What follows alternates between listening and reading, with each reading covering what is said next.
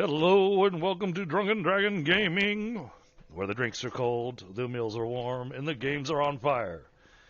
Tonight we've got something special for you guys. So, for many, many years, I have been playing tabletop games, role-playing games, things like maybe a few names might come familiar, things like Dungeons and Dragons and things like that. It's something that I've had a lot of enjoyment with, and it's a lot of fun getting to play together with friends. A few things that you will want to be aware of with this particular stream, and every other Thursday we'll be doing this. One of the things that we do need chat to be aware of, we will not be interacting with chat as much as we normally do on my streams because I'll be focused on talking with the players as we describe the scene, as we go through different things, and we want to make sure that we don't have a break in the illusion of being immersed in the world. Now, the players may actually respond to you in chat. That is one thing that is quite possible to happen while they're waiting for their turn to come up or anything like that. Some of them may take time to respond to any questions you guys have or anything like that. But for me, myself, there won't be a whole lot of interaction from me. We may be, it's kind of an experiment, so I may be picking a point in time where we may take a brief break where I will interact with chat and players will be able to interact with chat a little bit. So without any further ado, I do have Flaristic already on with me. So I'm going to unmute myself, but then I'm going to go through starting to describe some of the world, let y'all see some of the things that we've got going on. As you can see, my screen has Scabbard up on it. Scabbard is a tool that I use for tracking a lot of data in my campaigns, in my campaign world. This is a campaign world that I actually need to update the description here. I started building this thing many years ago. I think it was like 1993 when I started building this world. So it's closer to 30 years now. So I'm very excited about this. So without any further ado, let me unmute over here. Hello, Flaristic. How are you? Hello. I'm doing good. So, all right. So, chat, let's start breaking down what's going on in the world. So, as I said, this is a world that I created many years ago. It's been in development for a very long time. You know, I've got my base map here. This is hard to see. But if I come over here, you can see we've actually kind of given the map a little bit of an update, which is really nice. So we're going to zoom in on this so that y'all can see a little bit. This gives you a bit more of the idea on the world. Now I got to remember how to move the map around. There we go. So one of my players actually took my original map and put in a lot of time and helped me to rebuild the map with a more up-to-date graphical look. And this is the up-to-date map using Incarnate, which, I mean, he's done just a phenomenal job. It looks fantastic. You can see we've got our frozen wastes up north. This is kind of the deserts and whatnot. And we didn't even go all the way off to the east because honestly, I haven't actually really touched the East in any of my storytelling. So here, we've got Junk, we got Kalfir, we got Melhorm. So Junk, to give you a description of this little region real fast, this region has tribes of barbarians and whatnot. It also is the home of a monastery for a particular type of martial arts. Kalfir is more of a trading port type area. Falskardus, as you can see, has got a volcanic range in it. Falskardus is it's a dangerous place. It's well, you know what? It'll be coming up later on in the campaign. That's going to be a place they're going to be traveling to because where they are stationed at right now is in this place called Delphos. And then you got Alamir, you got Kalsera, Lycanthala. This is a fantasy world. So there's magic, there's swords, there's monsters, there's political intrigue, there's all sorts of different pieces that go into what creates a living, breathing world. I have separate maps that aren't even on Scabbard, where I've tracked trade winds and stuff like that to figure out how the trade would go between the different kingdoms and how the sailing would happen and that kind of stuff. We did have to make some adjustments to my map. Originally, I had the equator running straight through here and had this continent being the size of the entire landmass of Earth. That turned out to be way too big. So I had to make some adjustments. And after doing some math and doing some work on it, we came up with the fact that the equator is actually south of the map. And so this is where the northern tropic line is. And so it shows you kind of where the tropics are running through. So it kind of gives you an idea of what kind of weather to expect in these areas. Now, moving on, we have a bit more information here. This is, like I said, this is my main world that I GM in.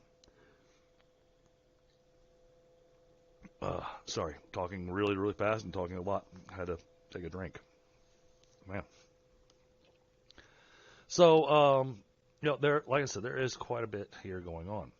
Now, down in the description of the game, or the description of the stream, I added in a bunch of different links for y'all to be able to look at if you are curious about things. These links include the campaign page, which is this right here that I have up on my screen. You can go in there and you can explore around, see all the different characters and stuff that's happened. There is details on GURPS, which is the system that I use to run the game. It's called the Generic Universal Role-Playing System, made by Steve Jackson Games. And they for me, it's a wonderful system, but for a lot of people, it's really crunchy. It's very detailed. Flaristic just finished making his character over the period of a few days, and even he got to see how crunchy it is trying to figure out the details on his character. So, I mean, Flaristic, what did you think of character creation? Was it challenging? Was it difficult? Was it a little bit easier? It wasn't so difficult with you holding my hand. I got you. I would easily get lost. Like comparing it to Dungeons and Dragons, there's a lot more, I feel, that goes into it.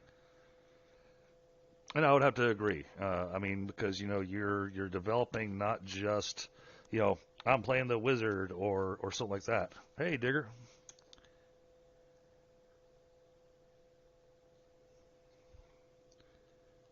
Give me a second. Replying to a text here.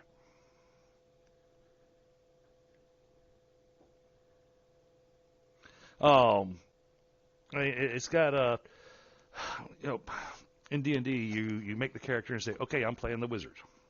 And yeah, you can come up with your own ideas on personality and whatnot, but with GURPS, you can have an idea of your personality, but you can use that to gain extra points to be able to to flesh out your character even more. So, like, for instance, Flaristic's character is impulsive. Being impulsive while exploring, a ruined dungeon, that could be, oh my goodness, Bill just stole your password, Flaristic. Hey, Bill. He's had a lot of fun building his character. We had to do some work on it. He's going to have a real interesting intro into this game. Another thing to be aware of is this campaign's already been ongoing for a while. There's a bit of story that goes with it, but we'll get to that closer to the beginning of the actual game session. The game session starts in half an hour. I wanted to do an early start on the stream to be able to just kind of give a brief review over what all's going on, give you an idea of the names of the characters and who they are. So here I have the page that shows GURPS. This shows you what the generic role-playing system is that we use. This gives a lot of data to it. And please do make sure to read the description on the video. Can I ask you something quick? Absolutely. Do you have commands with these links in it? No, I don't. Okay, I'll be on that. Cool, thank you. So this will give you, this is just the Wikipedia page for GURPS. Steve Jackson Games is the publisher of it. Those of you that watched the Flippin' Fun Friday and watched us do the Munchkin Digital, Munchkin is also made by Steve Jackson Games. But there's quite a bit in here. This is a lot of detail, the concept and everything. So there's some good pieces in here if you're curious about how GURPS functions. Now let's get on to the stuff that I think you guys are actually interested in. Let's talk about the characters. And since I've got Flaristic here in voice with me, I'm going to pull up his character first. So this is Finley Redstone. Now Finley is a holy warrior of Luneia. Luneia is known as the Tide Mother. It's the goddess of the sea and the goddess of the tides. So this is a really cool character that he's put together. He's given a little bit of details here. Now there's a couple characters that when I pull them up I need to be careful because they've got secrets on them that you can't normally see. I can see them because, well, I'm the Gamemaster.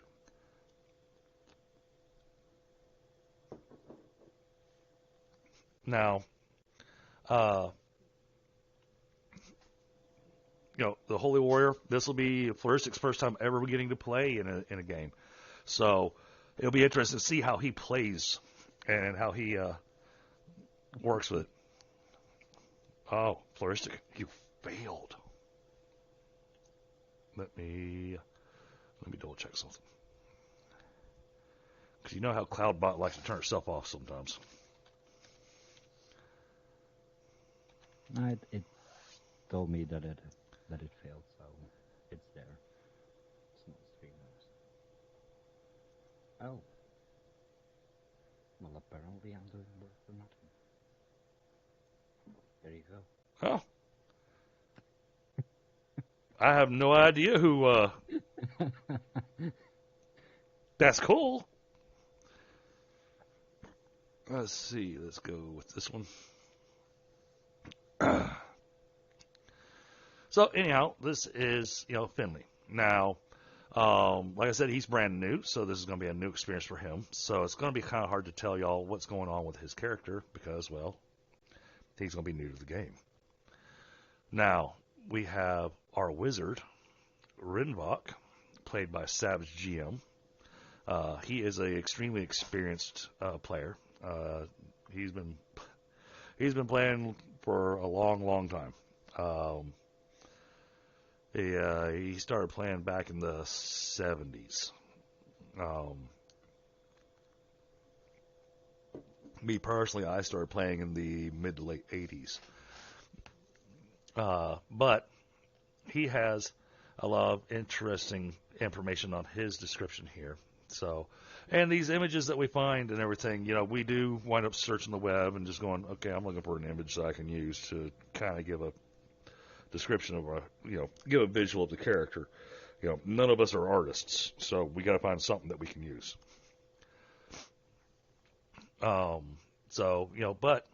He's got a, fantastic character here. He is like I said, he is our wizard.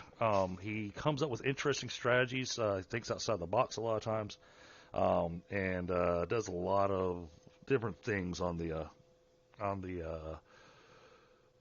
combat front, but also does a lot in the out of combat front with being able to solve puzzles and things like that. Next up, we have Beatrice. Beatrice doesn't have a lot of description on his page, but Beatrice is our Artificer, making potions and grenades. And when I say grenades, it's not like grenades like you normally think of, where it's explode and shrapnel goes everywhere. It's more of a throws it and cloud of smoke appears and puts people to sleep and that kind of stuff. Next up, we have Kenparka. Kenparka, again, also played by Kenparka is played by Valmi. He does a wonderful job role-playing his characters. This character tends to have a tendency to take people's helmets and turn them into sardine cans, unfortunately, while their head's still in it.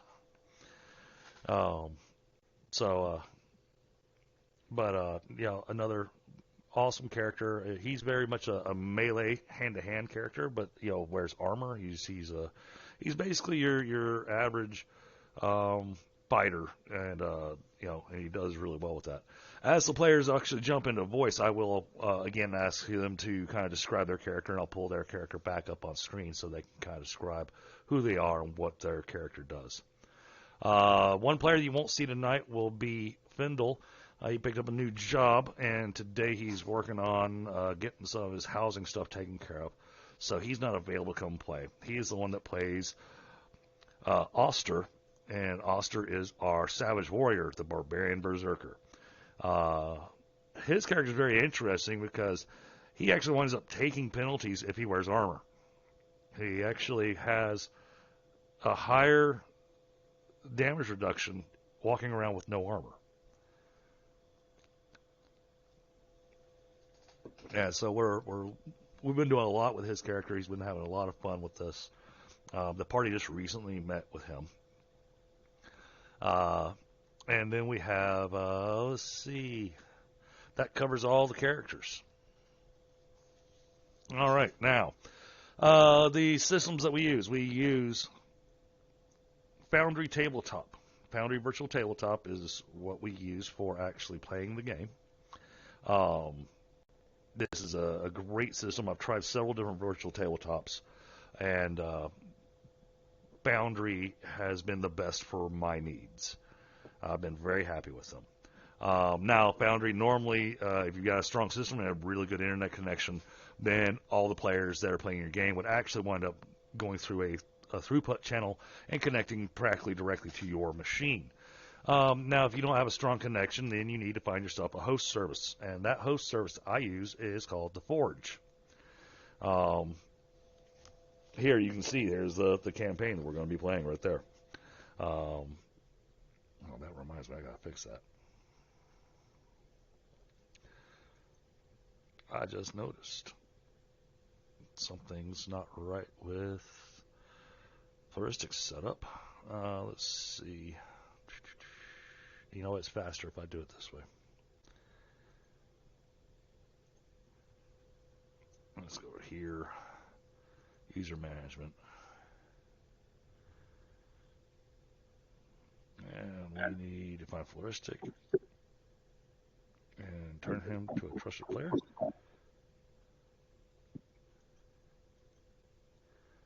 There we go. All right. Now that should be fixed. Hello, Valmi. How's it going? It is going really well. So, what I've been doing here at the beginning of the stream for the viewers, I've been kind of doing a review on what GURPS is, what the world is that we're playing, and going over who the characters are and the players of the characters. Just kind of giving an overview before we actually kick things off tonight. So I'll go ahead and throw Kenparka up on the screen. I have your Scabbard page up on one of my tabs. If you want to introduce yourself to the chat and tell them about your character.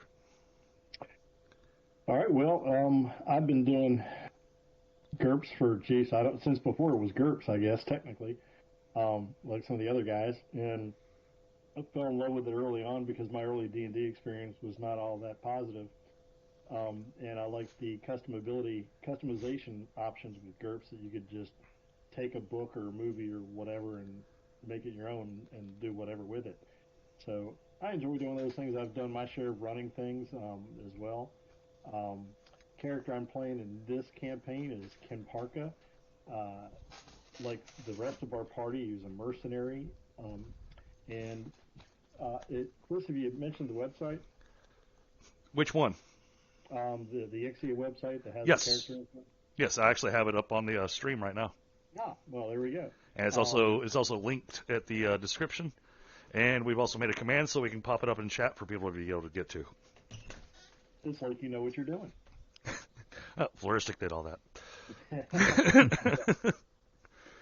Whatever works. But anyway, I wanted to do a character that was physical. A lot of times I do characters that have a lot of savoir-faire and are fast talkers and stuff, but I wanted to try something a little bit different. So this one's a little bit more reticent.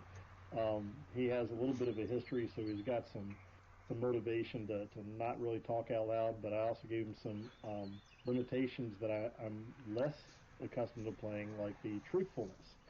I'm used to playing the smooth-talking kind of guys that you never can quite tell if they're telling you the straight story or some twisted version of it. Well, this guy can't do anything different. He's one of those that if he's going to kill you, he'll tell you. So, which kind of can cause little problems here and there. But it's interesting. It's fun to play. He's got his social limitations, so he tends to lean more towards the horses, and he's very focused on being ready for an event he feels is inevitable coming towards him. So he's trying to get all prepared for that. But he really lives and breathes by his loyalty to the company and his companions. Awesome. Thank you, Valmi. Yeah, I'm going to try referring to you as Valmi so that I don't... I'm trying to use y'all's, other names. Yeah, I got enough problems with the paparazzi chasing me anyway, you know? I know. That's I don't want them to know you're here. Well, unless they add to my viewership, and then they can all show up. Yeah. Yeah, you'll do anything for subscription. That's different.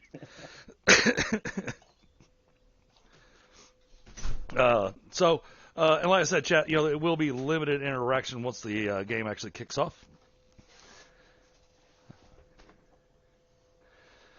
Digger used to play a blacksmith character, I see.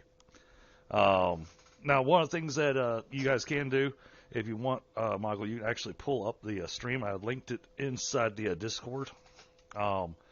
And you want to just mute it, and you can actually pull it to where all you can see is just the chat. And if you want to chat with them in between turns and stuff, if they've got questions, you're perfectly welcome to.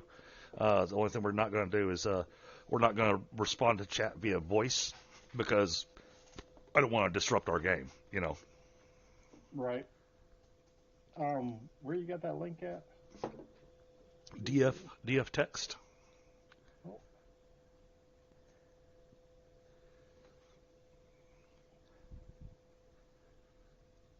Is it above you? There's that. Right above where Fyndhal told me he couldn't come in today. Oh, I didn't see that. Hey, there's Kenparka. So that gives you guys a bit of a insight to that character. Now, as Sirelc and SavageGM come in, I'll introduce them as well. Like I said, Michael, Fyndhal won't be able to join tonight, so I will be running Oshtur. But it sounds like he will be able to continue playing with us, so we get to keep our barbarian. And just like that, you used my name. And just like that, there we go. Yep. See. I still don't see the horde of screaming young ladies knocking at my door, so I think we're all right. Give it time. Yeah. So without any other further ado, chat, I am going to. Well, actually, first off, do you guys have any questions, chat? Anything that I've kind of given out, any kind of information you want about the world, any kind of questions y'all got? Because we've got 15 minutes till the game session starts, so this is your time to ask questions and have me answer them if you want to know anything.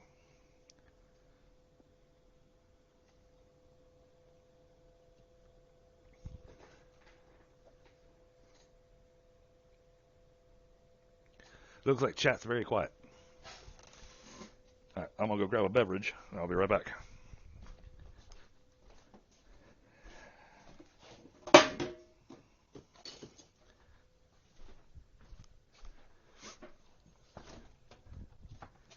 So, how was your trip to Ireland? Oh, that was fucking awesome. It did not suck. Well, the first day sucked since we had the unanticipated 24-hour layover in New Jersey. Okay. That was, and the entire time we were in New Jersey, I kept thinking of Highlander. You ever get over to New Jersey, Nash? Not if I can help it.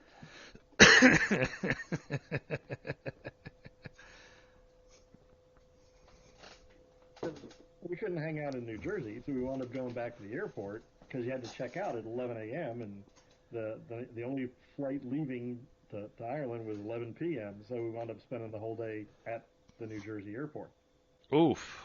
The Newark airport. The positive side was that there were some other folks that had been on the same Chicago flight with us that had arrived in time to see our plane leave, and so we wound up spending the whole time comparing notes on where we were going to go and what we were going to do. So that was pretty neat. Very cool. And Mom loved it. I mean, for those listening in, my mother is 84 years old and had always dreamed of going to Ireland. So, of course, she was having a meltdown in New Jersey, and understandably so. But, it was really rewarding to just see her face light up. Man, that sounds amazing. Yeah. While you were gone in Ireland, I got to go to my mom's place because she's decided she's moving. She just can't handle being in the house anymore. Everywhere she looks, she sees my dad. So she's wanting to move over into the Inman area. And so my brothers and I all had to show up at the house last week and go through all of my father's tools. Mm. My dad collected tools. He never threw anything away.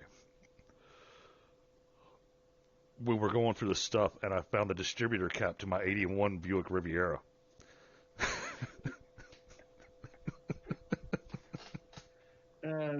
Yeah, there's all sorts of ways that I'm just not going to. Oh, Digger says New Jersey's not the end of the world, but you can see it from there. Well, God had to sit somewhere, right?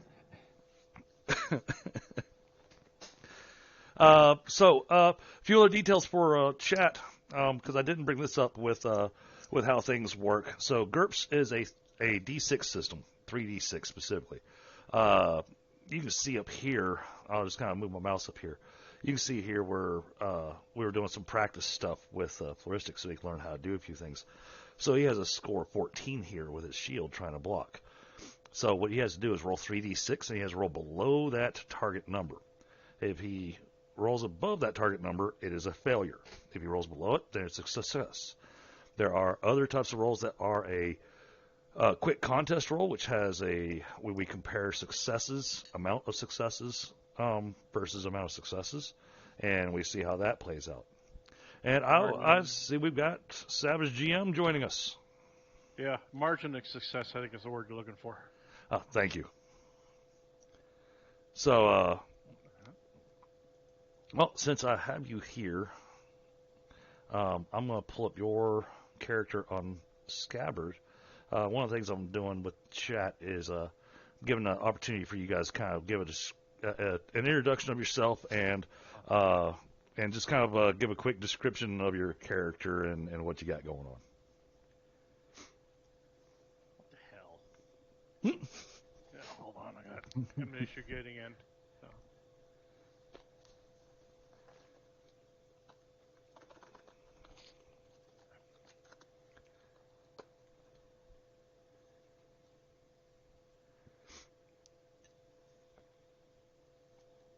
I don't know, Michael, talk about getting the photos from up there. Friend of mine over in Pennsylvania yesterday shot me photos of the of the air quality up there because of the wildfires from. Oh yeah. And the sun was just a red dot in the sky. Well, a few years ago we had all those North Carolina wildfires, and Yeah, got pretty ugly down here. But I was thinking about this not being in a major metropolitan area, we didn't have to deal with smog on top of it. true. Yeah, I wound up because I'm in the valley.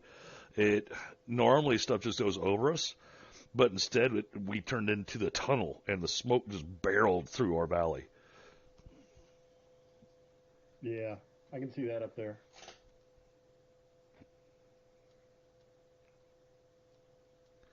Oh yeah, Digger. I mean, I got stuff my dad made that my brothers and I all looked at it and went, and this is for what?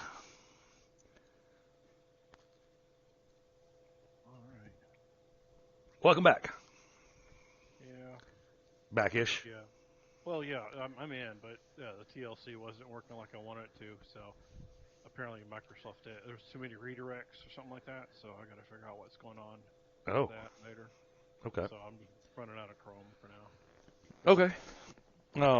But yeah, if you wouldn't mind taking a quick moment to introduce yourself and talk about Rinvoq and what we got going on. And then when Sirelc gets in here, I'll let him do his introduction, and then we'll take off. Okay. Well, hey, I'm Scott. I've been gaming for a very long time, to say the least. And, I got a message from Eric. Okay, they got storms down there, so Okay. he's gonna be late, and maybe power issues. Who knows? Gotcha. All right. So, anyhow, back to the subject at hand. So, yeah, I've been gaming probably since I was 8, maybe. I guess. Yeah. And I'm 55 now, so that tells you how long I've been doing this. I got a background in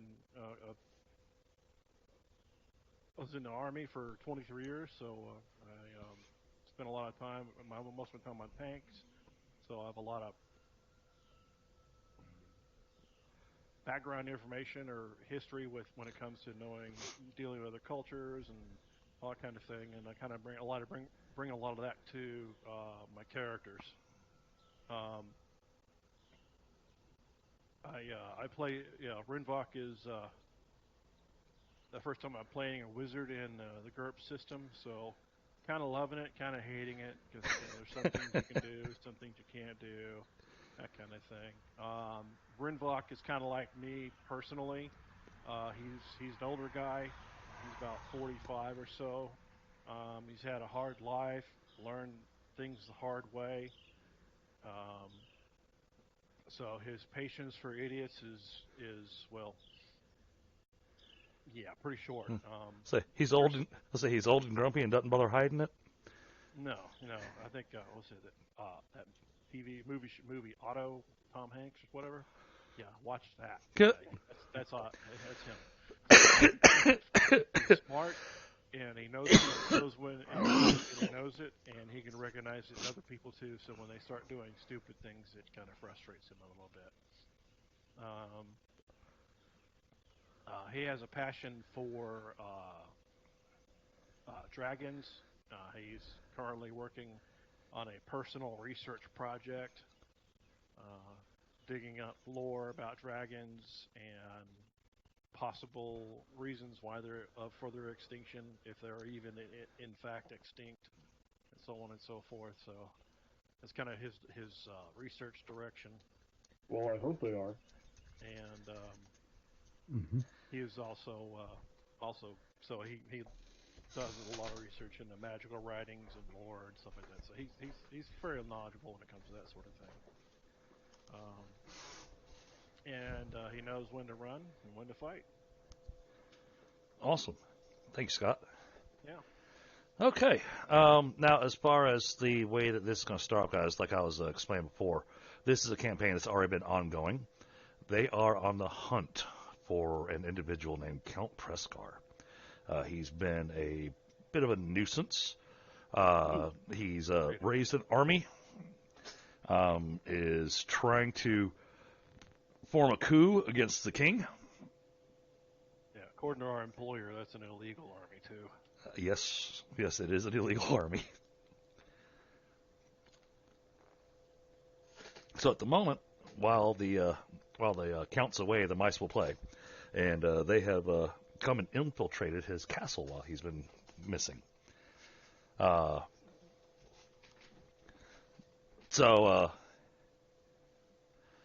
So that's going to be where we're at, and where we ended our last game session. They were about to step into combat. So here you can see the map that is what they're using and where they're going to be interacting at. Also, while I have the opportunity, Scott, Michael, meet Flaristic. Howdy, howdy. Hello. Oh, he's the complete opposite from you guys. This is his very first tabletop game. Uh-huh. Oh, excellent. It's his first character. Well, Yeah. we'll try not to get you killed. All right, send him to the front. I see that after I opened that door last time. What they do in the Soviet Army. One carries the bullets, one carries the rifle. Gun. When the man in front of you falls, Pick up the rifle.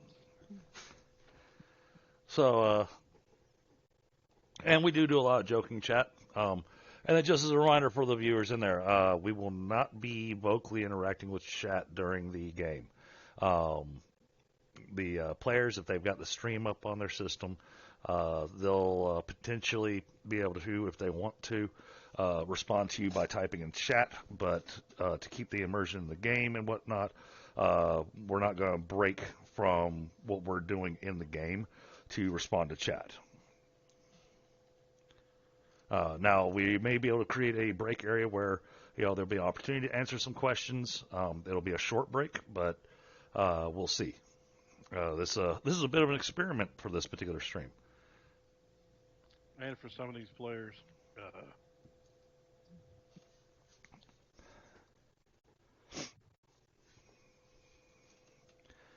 Oh, and Digger's already listed Flaristic as your arrow fodder.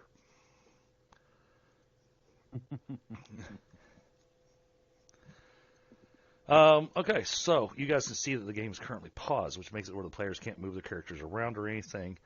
You'll be able to see a lot of what's going on because you'll be seeing it from the GM side.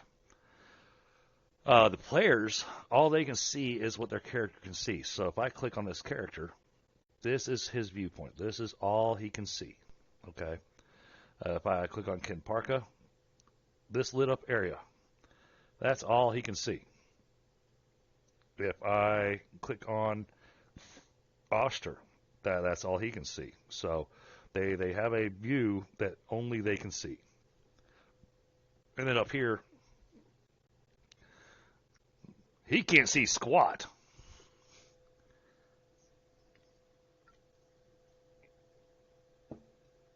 Excuse me.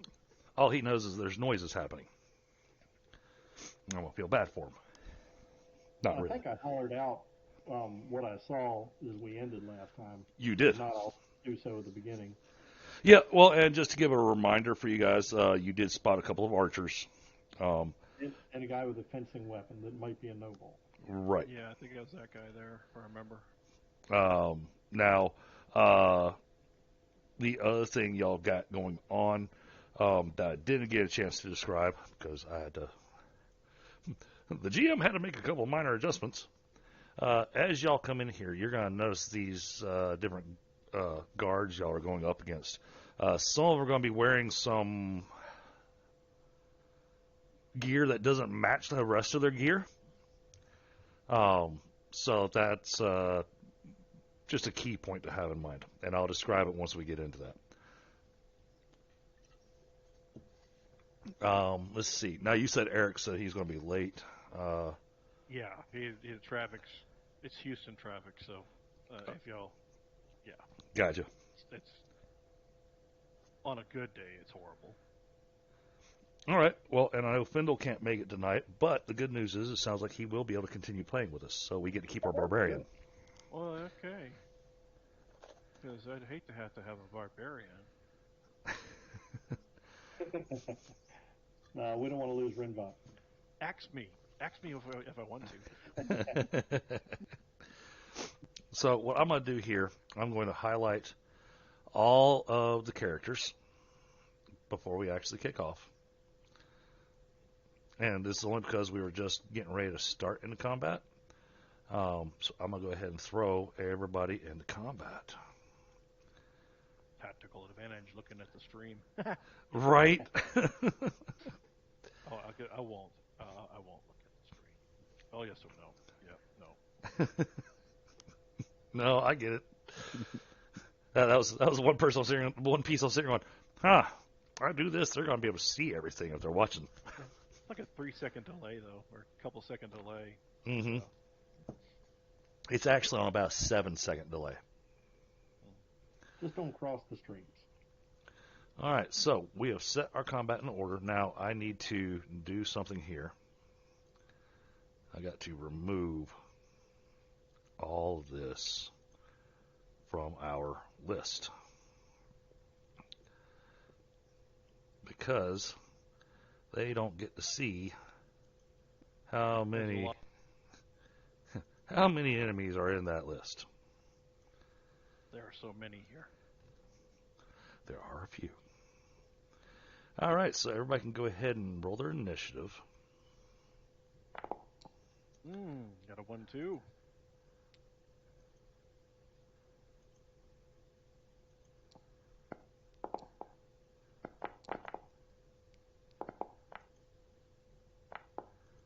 And of course, you know, if they count the number of dice I'm throwing, they can kind of figure out how many enemies there are too. I think there's a way you can just roll all. Okay, I'll have to learn that trick. Yeah. There's too many, Shane. I'll throw that one, and I'll go ahead and throw that one. All right. Oh, my. Okay. Nightingale's going to go first. So, Nightingale is a character that is an NPC that has joined them for this particular segment of the adventure. She is a young girl who is a ace archer, supposedly. We'll find out exactly how much of an ace she is.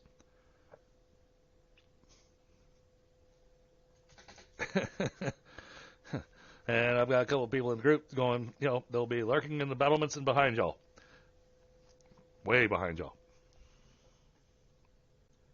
That's where some of the arrows will be going. Okay, now with this being done, so now that I've set that, I'm going to pop this out. So sorry, chat, you won't be able to track this because it's easier for me to have this on a separate screen. Oh man, that is a lot. Where's my best place to stick this? Where I'll put it here. I gotta shrink it down long enough to do this. And then, all right. Now we are kicking things off. So I need to select Nightingale. Where is Nightingale? Oh, she's right there. Man. Apparently I'm blind. All right. So to determine a couple things, we're going to pull up her sheet. We're going to say we're going to move and attack. Because she can see a couple of people. And what you guys will also notice is that the enemies will not be attacking body parts, but the players probably will. All right, so we got this guy here with the arrows. We are going to move forward. How far can we move? Oof, 7. Okay. All right. Well, we don't want to move too far in, but we don't want to be in the way. So 1, 2, 3, 4, 5. We'll move to here. Now, when you end your movement, you can choose your facing. All right, so since we can see this opponent, we are going to go for a face shot on him. So let's see how this works out for us. First things first, we have to measure our distance. That'll make our first adjustment. Then we're going to hit our hit location. And you know what, let's just go for the face. And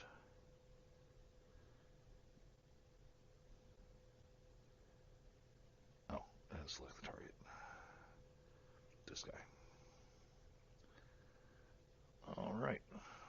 Now that we've got that all set, I can go over here, I can go to ranged, and I can say we're going to attack. Oh, and forgot to do that.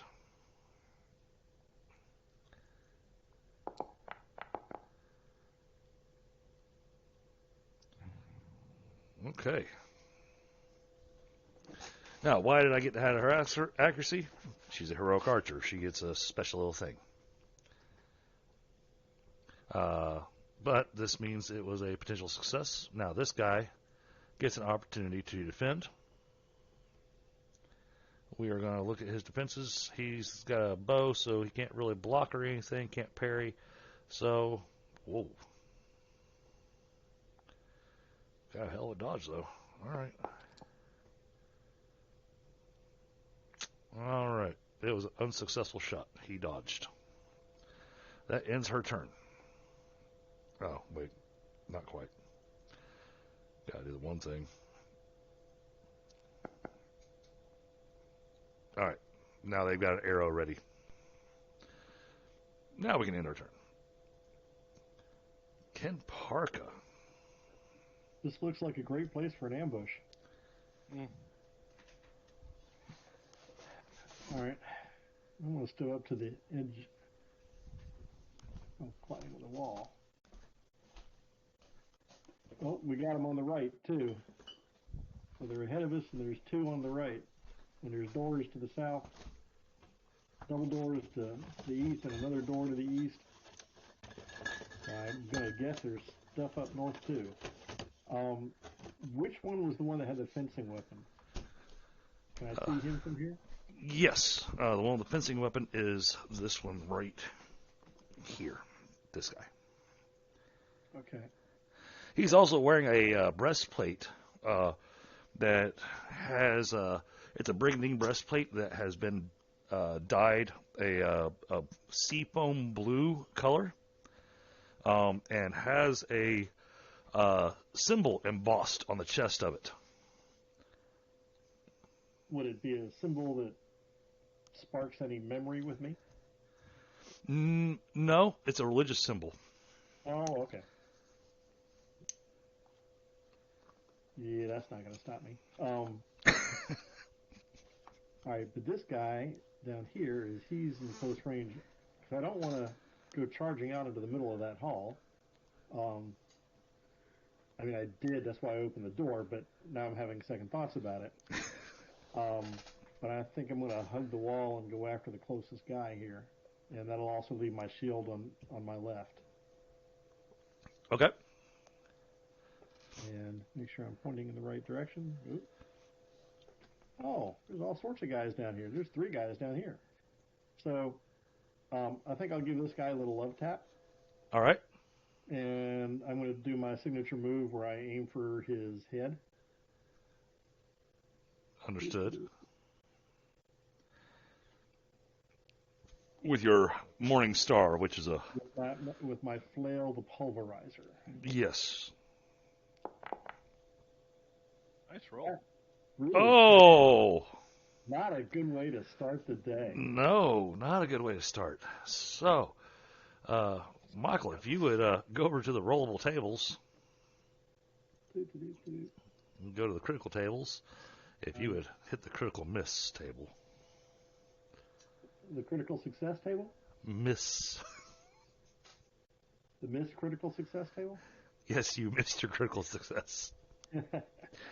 Alrighty. And I didn't see anything roll. Was that? When you pull it up, when you click on... the table. Yeah, when you click up the table, down at the bottom it's got a button that says roll. Oh, now I see it. Oh, there she goes. Let's see. Now that's not good. Drop your weapon. How do I close that window? Okay, I need to get this roll table off. There's an X in the upper right corner of it. How do I find it? Yeah, it was hiding. Alrighty. I have been disarmed. You have. With that, I think you can say my turn is over. So, yeah, you went in, you swung, and yeah, you were hugging the wall too close, and your arm just scraped the wall and caused you to lose your grip on your weapon. I was a little too keyed up from all the delays we've been having. Yes, I'll agree with this. Okay. All right, that brings us to Oshtur. Okay, Oshtur heard you say there were enemies to the south. And then you heard me say, shit! Yep. So Oshtur is... There goes our PG rating. Well, the stream is labeled as not for kids. It is not safe for work. Yeah, if I had hit him in the skull with that flail, that would have gotten rid of our PG rating too. True. Probably so. All right, let's change him to his move and attack. And he has a move. Jeez, he's got a move of 8. Good Lord. All right, 1, 2, 3, 4. And we can move straight through them. And all right, so he sees you're in trouble. So he comes over here. Because Oshtur's, just a helpful guy. And we are going to... he is going to have a swing at this guy. Yeah, select that guy. Thank you. All right, now let's see. His normal attacks, he typically just goes for center mass.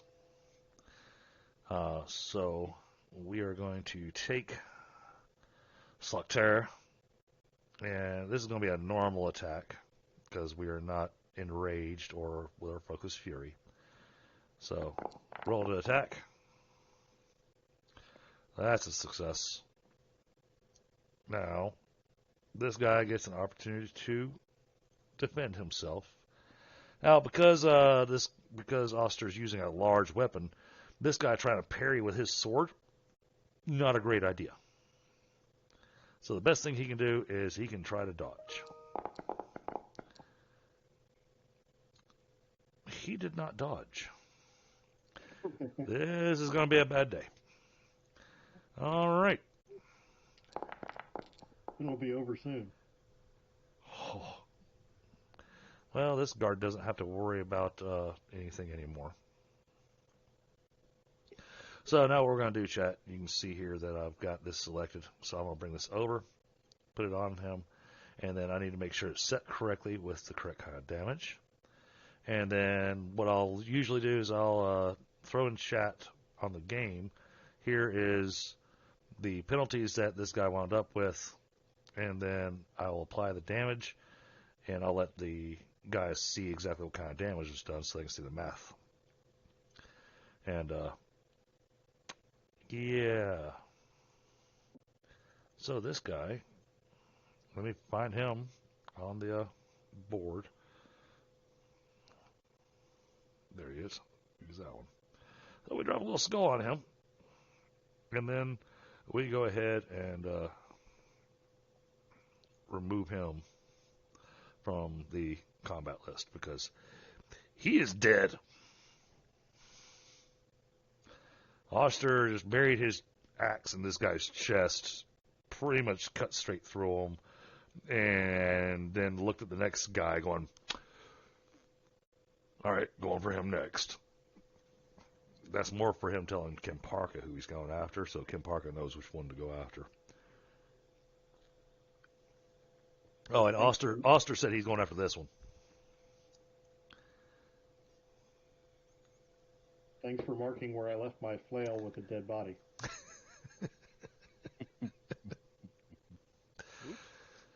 All right, now, that's the end of Oshtur's turn. Next is Beatrice. Beatrice is going to take me a second, guys, because I know she's got stuff. She's got a lot of stuff. Yeah. What does he have in his pockets? Let's see. Got some healing potions. Healing potions. I don't see any more of those sleeping grenades.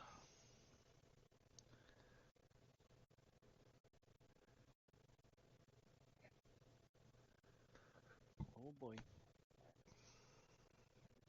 Yeah, I'd kind of hoped that he was going to have a little something to be able to help out with the crowd control here, but I am not seeing it in his inventory.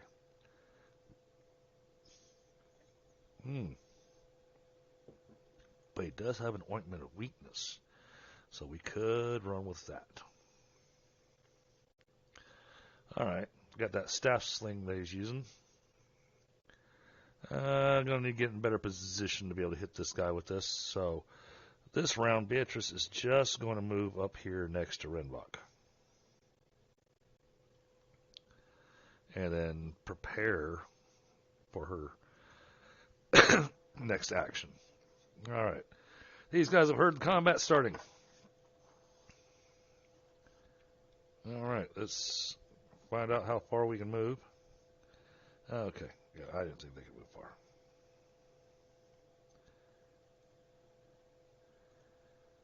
All right. 1, 2, 3.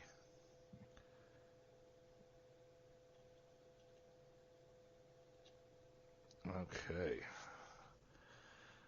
This guy is going to attempt to attack Nightingale, but we have to put some special restrictions on them because they did the move and attack, so we have to throw this on them. And then set our target. And then we are going to Attempt our attack with our thrusting bastard sword.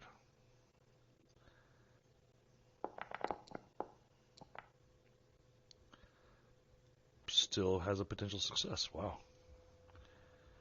Alright. And Nightingale gets to dodge. Nightingale did not dodge.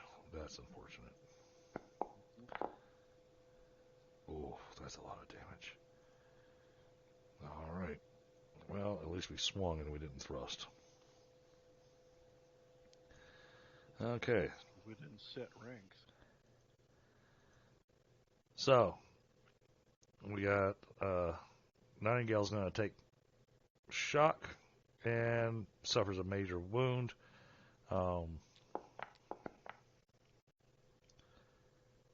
Okay, we're good on our health roll. And, let me double check. Do you have... you do have a high pain threshold. Okay, cool. So that negates the penalty on the shock. So now we just have to apply the damage. This is still a lot of damage. So this guy runs up and just slashes right into Nightingale's side. What's happening here? Okay. I've got to pull up. Okay. Still up, but oh, she is not in a good position.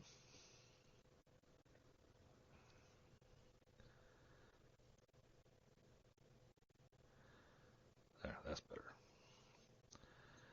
Yeah, she is oh, guys, she's down to 1 hit point. That's no bueno.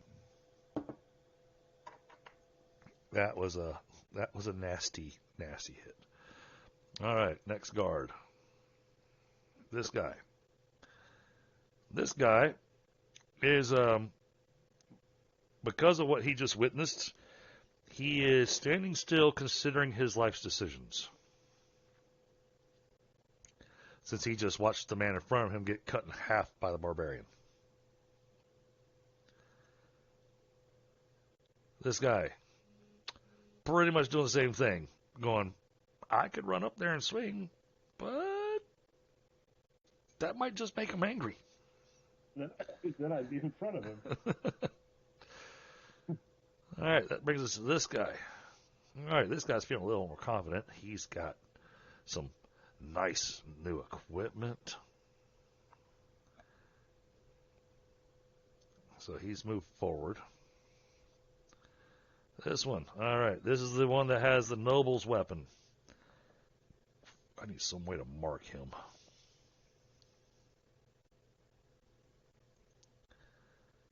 No, that won't work. I had such high hopes for his fencing weapon against my flail. 2, 3, 4. Actually, no. He's going to stay back here.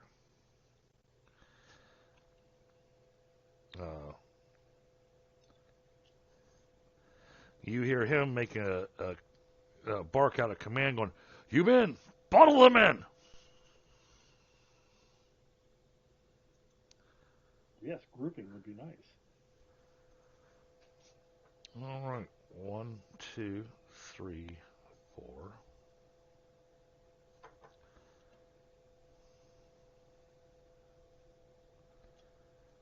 And then this guy.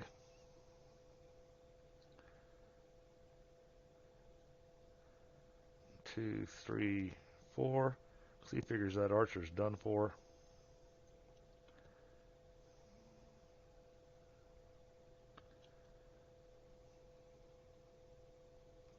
Next is this guy. All right. Oh. Okay. Guess we're going to target Oshtur. Because Oshtur is facing away from this opponent. That creates a dangerous situation, especially since this guy is one of the archers.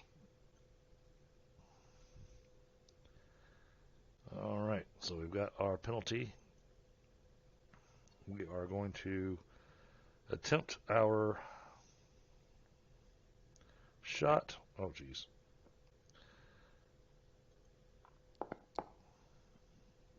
It goes wide. I said he was an archer. I didn't say he was a good archer. That brings us to this guy. That's the other archer. All right.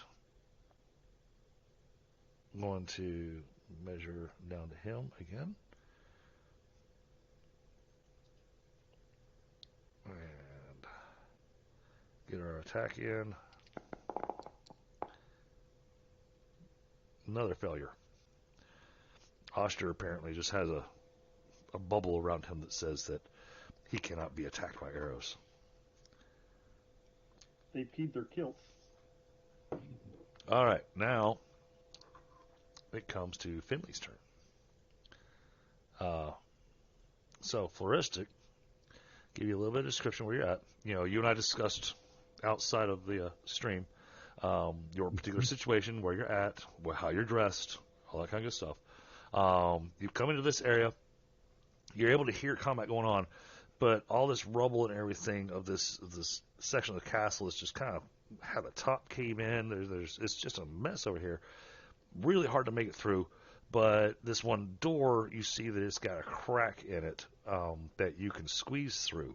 So at the moment, for you to move through this area, it's going to be 1 hex a turn until you can get through there.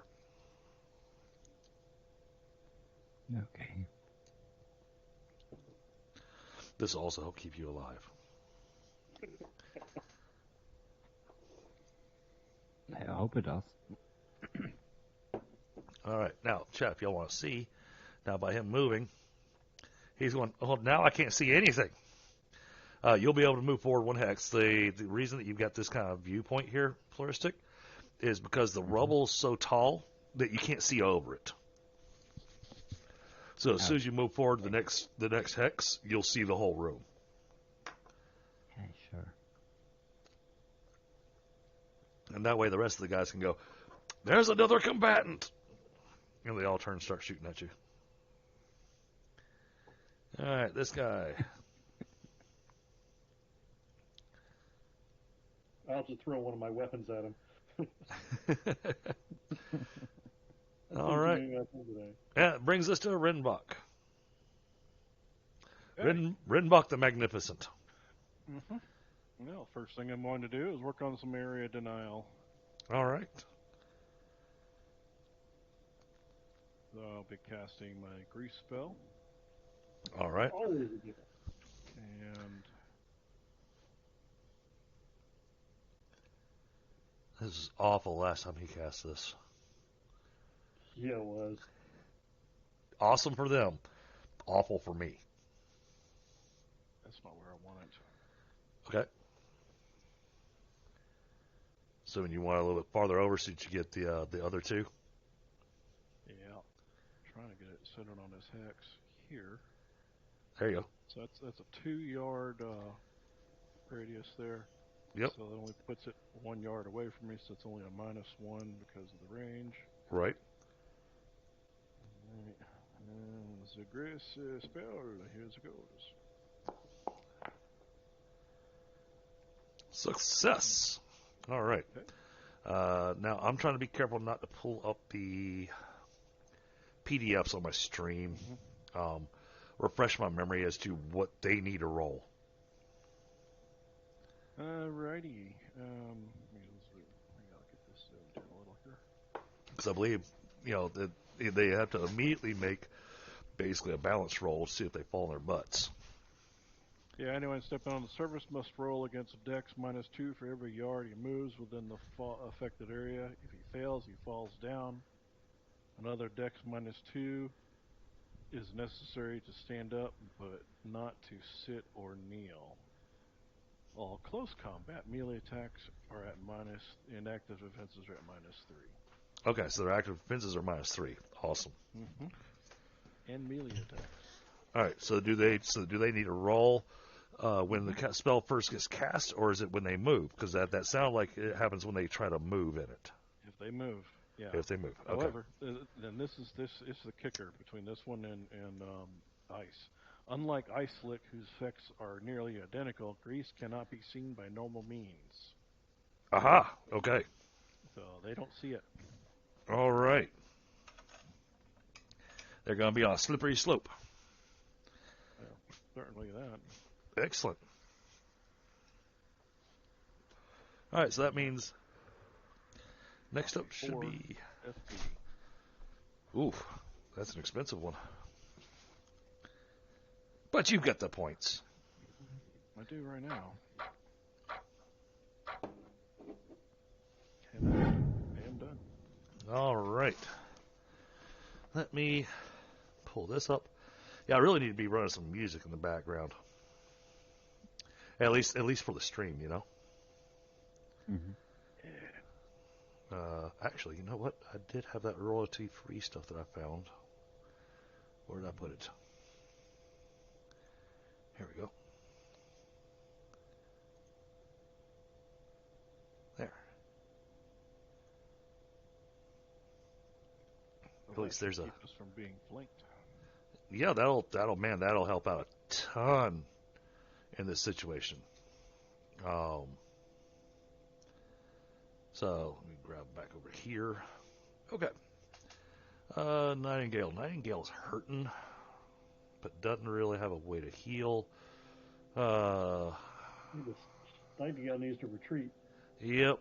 Just trying to figure out the best spot for them to retreat to. We're gonna move back to here. We're gonna do this as a move and attack, though. All right. We don't have a real great view on this guy, but we do on this. But since we moved to here, this guy hit her. She's pissed off at him. Her range is negligible. And she's using a bow and arrow to shoot somebody that's 2 yards away from her. Now, let's just hope that she didn't learn from Kenparka. Let's see. All right, let's go with this reflex bow. We're going to go ahead and add our accuracy in here. And we are going to go for, let's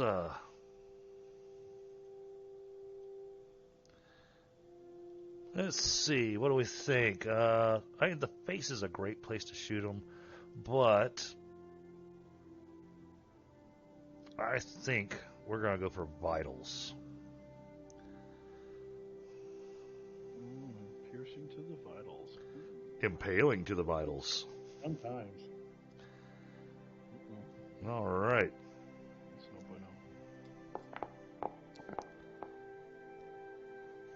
bueno. Okay. That is a success. Now, as you said, he has a -3 for the grease. Yep. So I'm going to add a -3. And now we're going to attempt our dodge. Well, I'll be damned. Even with the -3, he still made it. Got lucky. Yeah, he got real lucky. Ah! All right. And then I need to do the fast draw for her.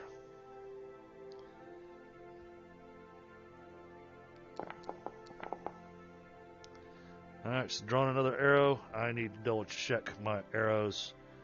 Oh, I gotta keep in mind these are bodkin arrows. So if I ever actually hit them, Yep. Armor piercing. all right. I think this music's just a little too loud. Man, doesn't matter how I set the volume on it though. All right. Yeah, this isn't gonna work for me. It's too loud in my ears. Okay. That is the end of her turn. And yeah, chat, you'll hear that clicking noise because there's a timer on your combat rounds. But at this point in time, it doesn't actually do anything to the players. Now that takes us to Kenparka. Kenparka, I'm going to assume you take your round to pick up your weapon. No. No. Okay. I'm going to fast draw my pick. Oh. Barely. He made it before. And Still picked it then up? Move up to this guy and say, hello. All right. I'm not going to aim because I don't have quite the same skill with that. All right.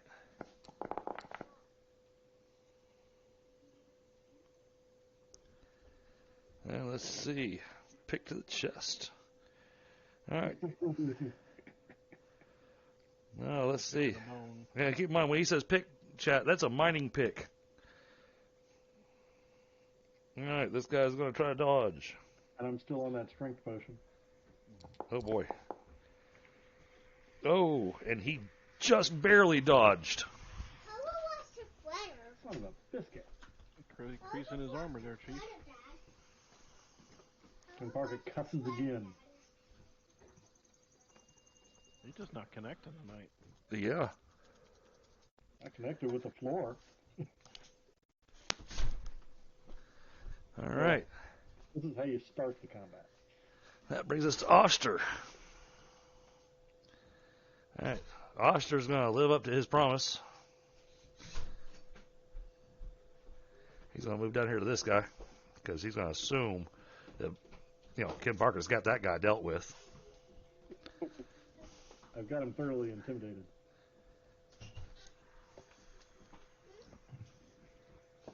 So, all right. So Oshtur is, again, going to go for center mass on this guy. Let's see if we can cut another one in half.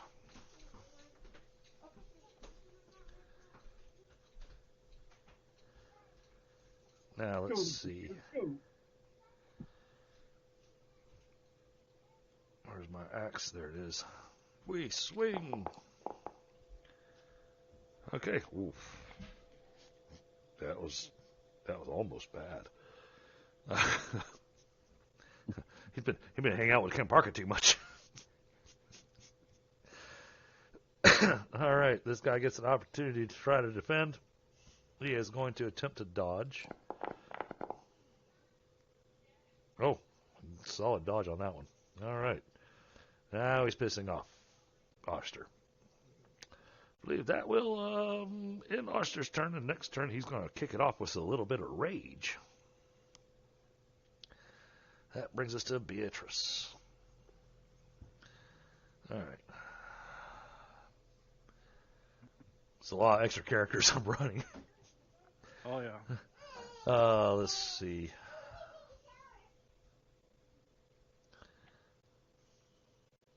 Well, I have enough time to make that. Got the pistol crossbow.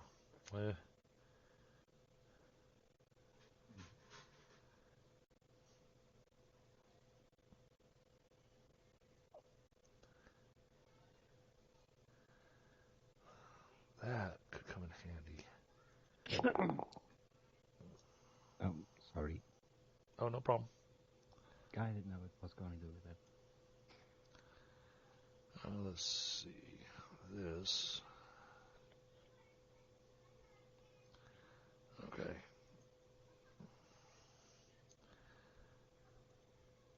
All right. So Beatrice is going to try to do the ointment as a bit of a grenade. Ah, that's too dangerous. That could hit Nightingale.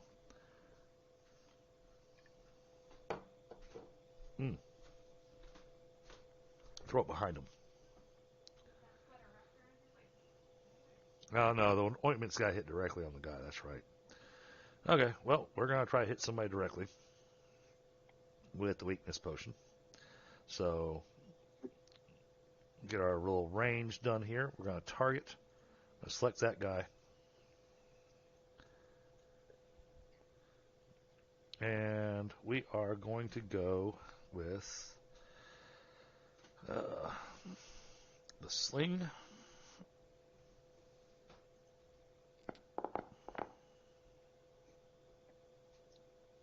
Oh, man. One more would have been perfect. Okay, and so this guy gets to attempt to dodge, but he's at a -3 because he's in the grease.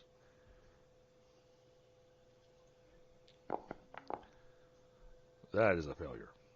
All right. Nice. So this guy, I need to come over here. I need to pick a status effect on him.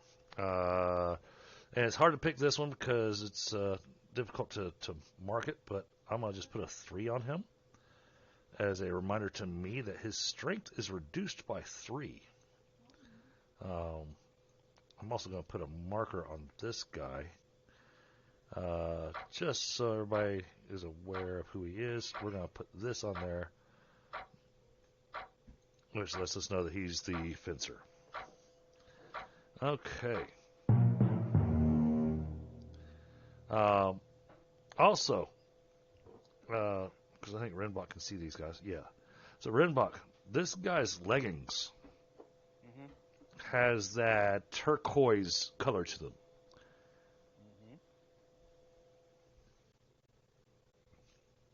So I'll add an extra marker to him so I can keep track of who's got what. Well, take it off there. We'll give him a 2, showing that. Get this guy with his breastplate. This will be an easy way to mark who's got stuff. Yeah. Okay. Now, that ends Beatrice's turn, but hey, that was successful. We got somebody that lost some strength. All right, this guy's turn. Well,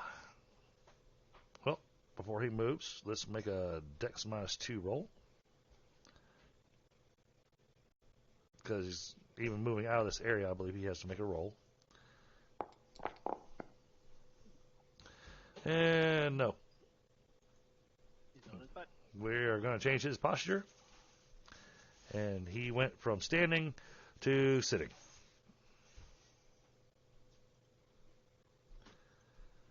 He slipped and landed on his rear. Maybe now I could hit him. All right, this guy. Playing T-ball. All right, this guy facing off against Kenparka. All right, he's regained a little bit more faith in himself. So he is going to attempt to swing at you with this thrusting bastard sword. They're fanning with a pickaxe. All refreshed now. All right, we're going to swing. And not a critical failure, but he missed. You too, huh? All right, brings us this guy. Hey, you know what? The barbarian missed him. He's like, oh, he's not as dangerous as I thought he was. It was just lucky. So we're going to take a swing at the barbarian. I didn't know that guy had close cropped hair until just a minute ago. He didn't until just a minute ago. All right, that's a potential success. Oshtur. Yeah. Oh, Oshtur failed his dodge by 1. He's gonna eat that damage. Now you're just going to make Oshtur mad. Yes, he is. Oh, boy.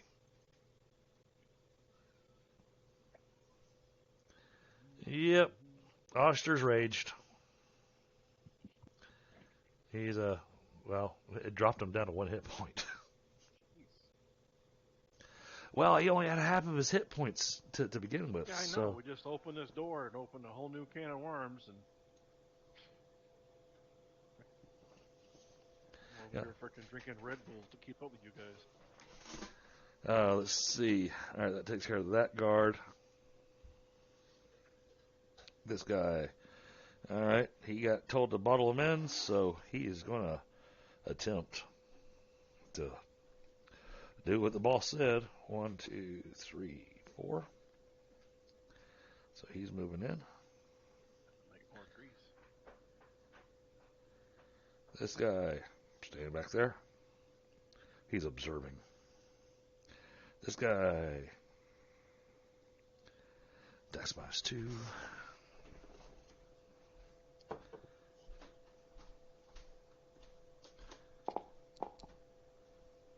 Ooh. He managed to get out. He is out of the grease. That's not good. And he's going to take a swing at Nightingale. All right. And that was only one hex, so...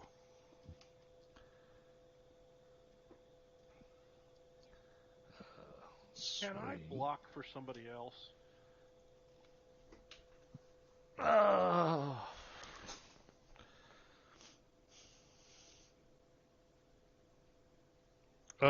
You talking about one of your spells? Well, yeah, for example. Depends on the spell. I know there are some that allow that.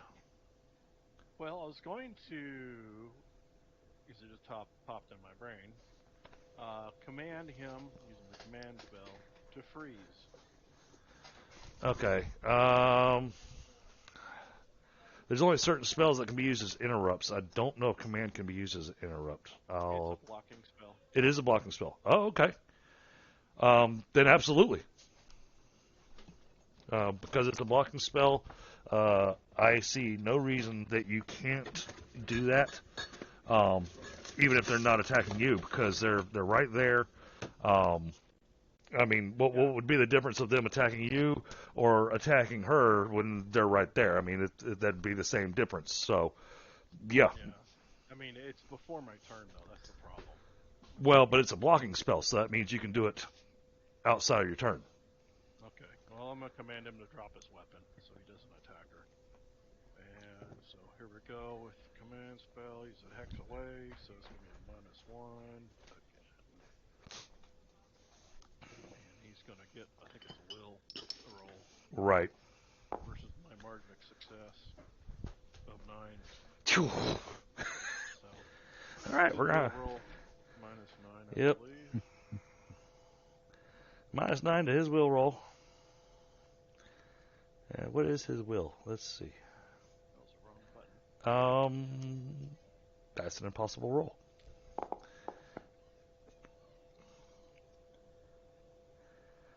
Because he had a target of 1.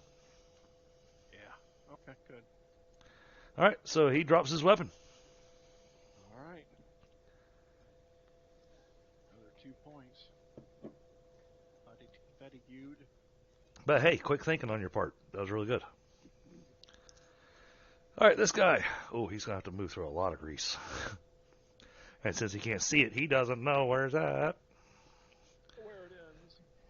So the guy dropped his weapon. That's good. He's disarmed. Yep.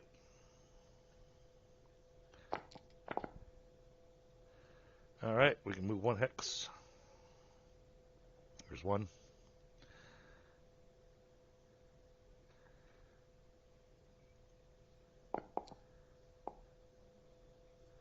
And now he's on his butt.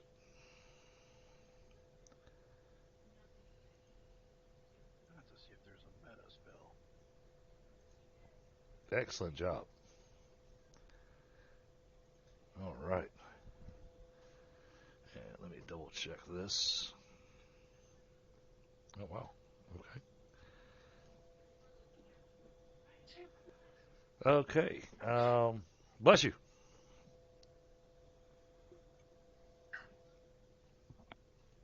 Oh, sorry about that. Oh, no problem. All right. Do it right in the mic. Archer. Okay, his target's no. Oh no, I gotta take a round to. He doesn't have fast draw arrow like somebody else. I have to take this round to pull out another arrow. So he draws an arrow. He uses a ready action. All right, this guy uses a ready action. That brings us to Finley. Finley the Amazing. Oh no. Oh no, poor Finley. Okay, you moving forward one square?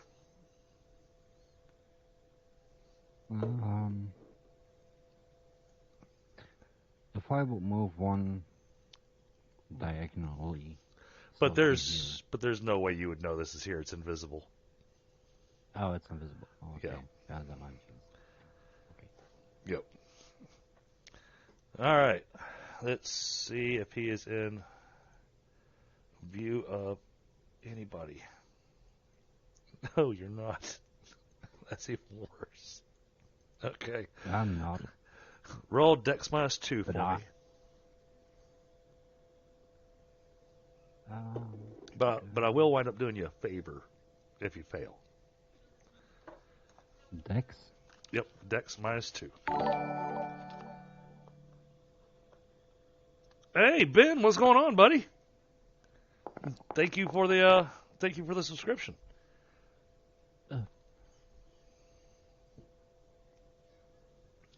Okay, that's a failure. So, as you climbed over that rubble and everything, when you got to the other side, everything was all of a sudden super slick.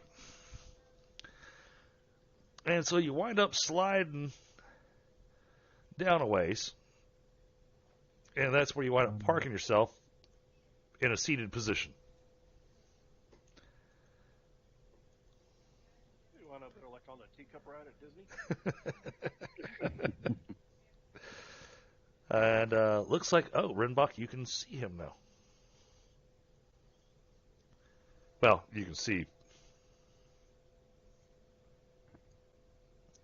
I can't tell if it's letting you see him or not. This token right here, can you see that, Scott?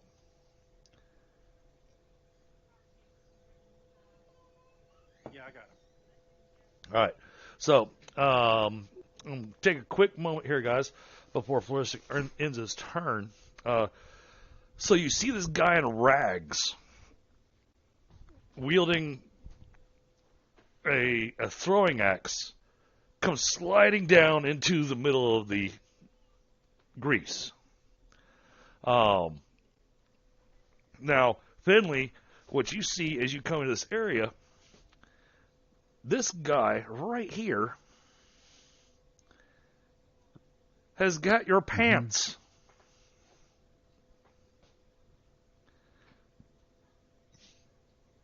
That's the guy on my fireball.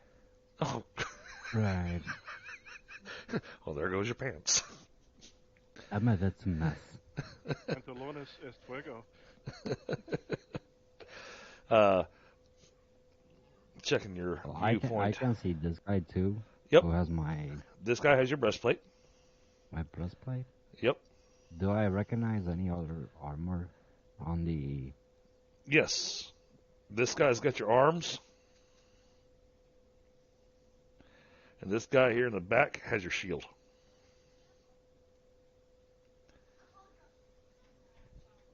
Well, I know my shield from anywhere. That's my goddamn armor.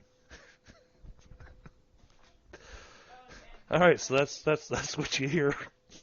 Rinvoq, a guy comes sliding down. That's my armor. Well, okay then.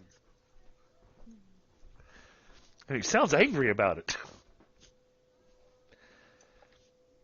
Well, it's not like he was seeing it in the storefront window. Hey, that's my armor.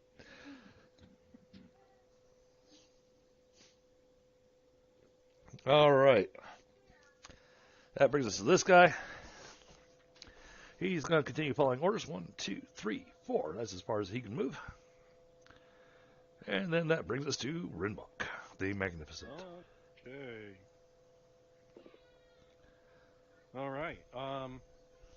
This is what I shall do. Close that window.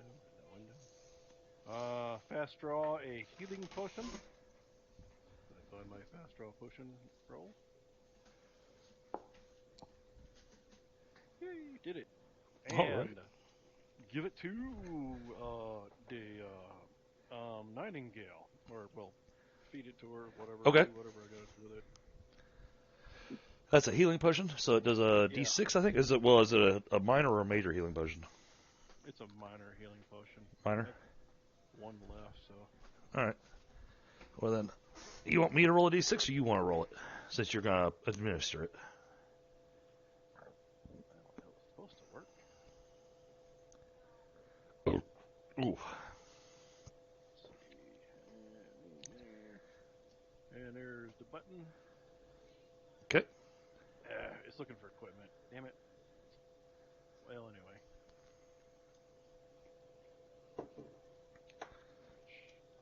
HP plus 1D.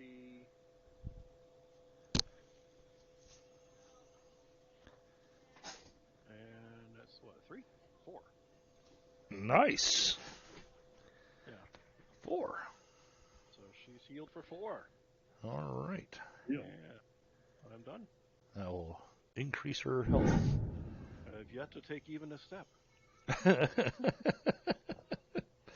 Well, that's because that's how awesome you are. I don't That have comes to. to me. I don't have to move. Rinvoq never goes to combat. Combat comes to him. All right. Get back in there and play. Put the kids back into play. Okay.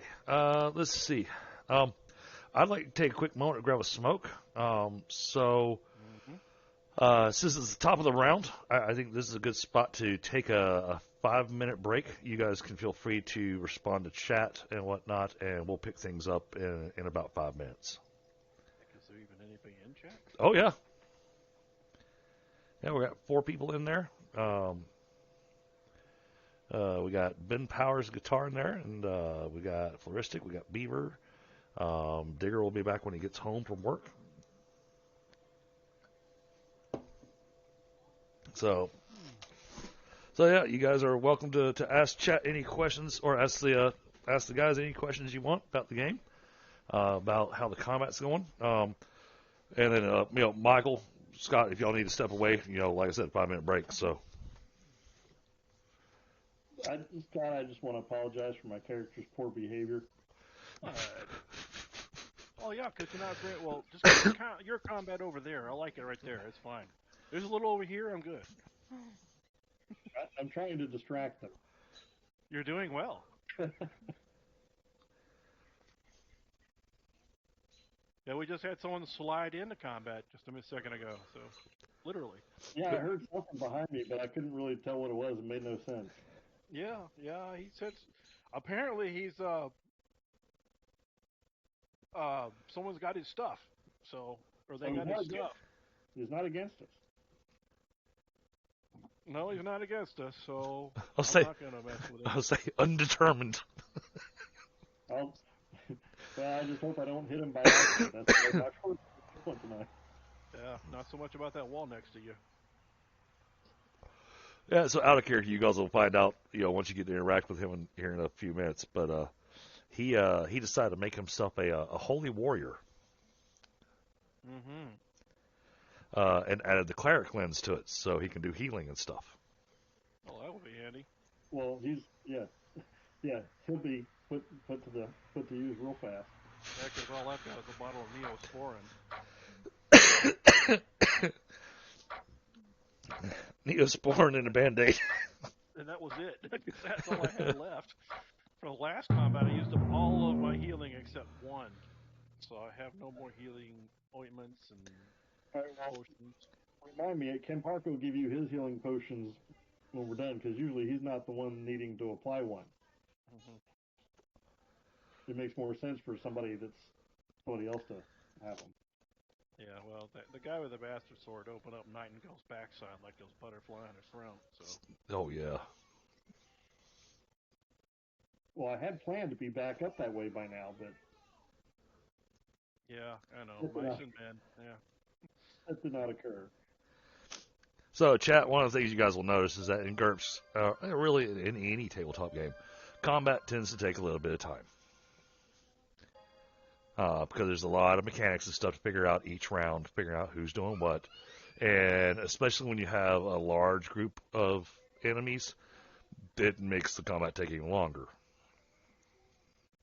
But that's not always a bad thing, because like in this situation, especially leading off the combat by dropping my prized weapon, it gives you time to say, okay, what are my options? What can I do? Mm-hmm. Yeah, always carry backups. That's what I say. Yeah. Lots Hey, of backups. hey, real Michael's. quick though, on those critical tables, Yeah. if you've got spots in your little hot bar at the bottom there, you can drag it and drop it on your hot bar, and you can roll from the hot bar. Oh, that'd be really useful. I need to put a lot of things on that hotbar, but I always screw up the process. Well, it's not hard. I just never can remember from one session to the next. Well, I'm telling you now while we're on a break. Fire away. How do I drag it? Just drag the clickable part? Just click and drag and then drop it into a slot, Okay. an open slot. And you should be able to roll it from there. Yeah, why was I not able to do that before? Well, Because the wizard didn't tell you? I don't know. that would be it. That would be it. Kenparka was trying to figure it out on his own, and The magic of IT. Oh. Literally. And real quick, let me throw in a couple of hellos in here. Hello, Beaver. Hello, Infinite Phoenix. Good to see you guys. Hopefully, y'all saw the description on the stream that we will not be vocally interacting with chat much during the stream. Basically, during the break, that's all we get. So time to answer the questions. Ask the questions is now.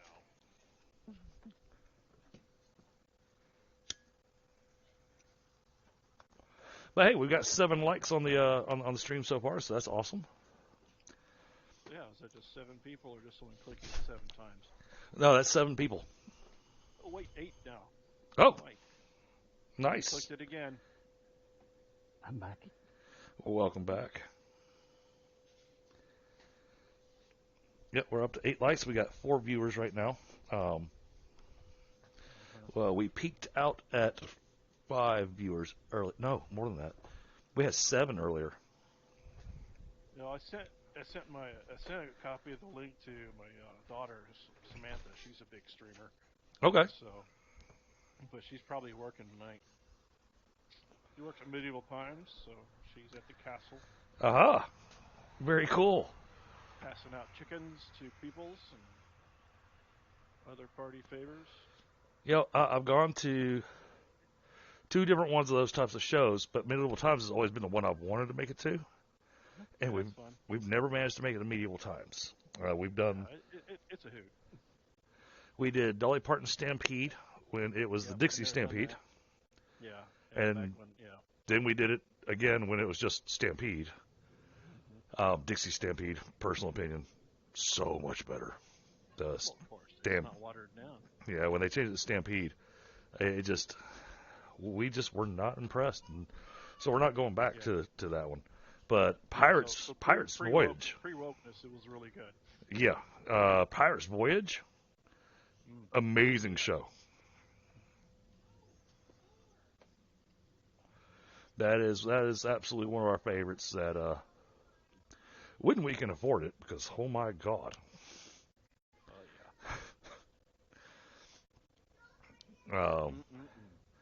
I mean, we got there and the kids wanted to get their faces painted because they saw their kids got their faces painted.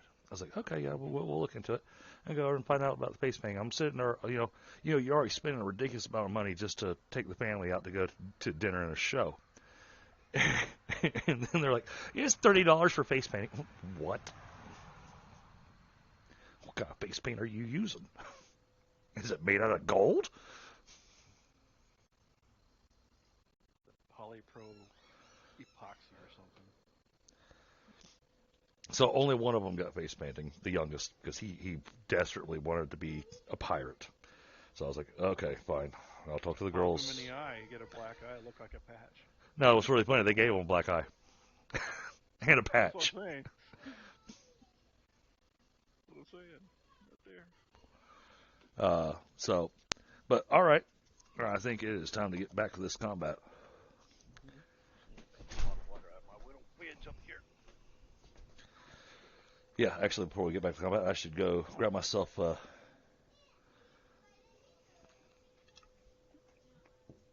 beverage. ready to trip to Walmart tomorrow. I mean Sam's Club. Oof.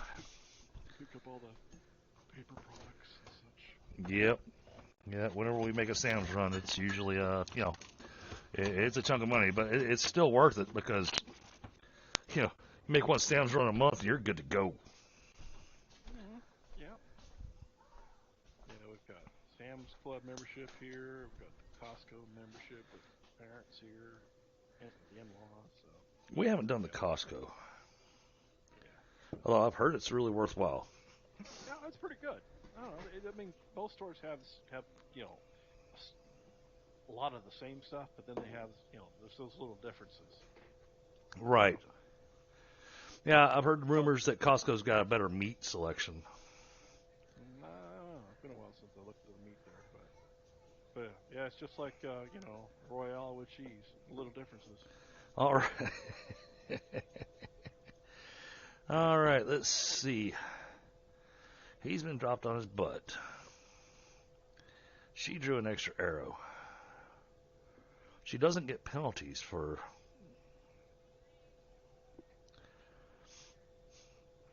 You know what? So, Flaristic, you guys, get palm frits and stuff like that.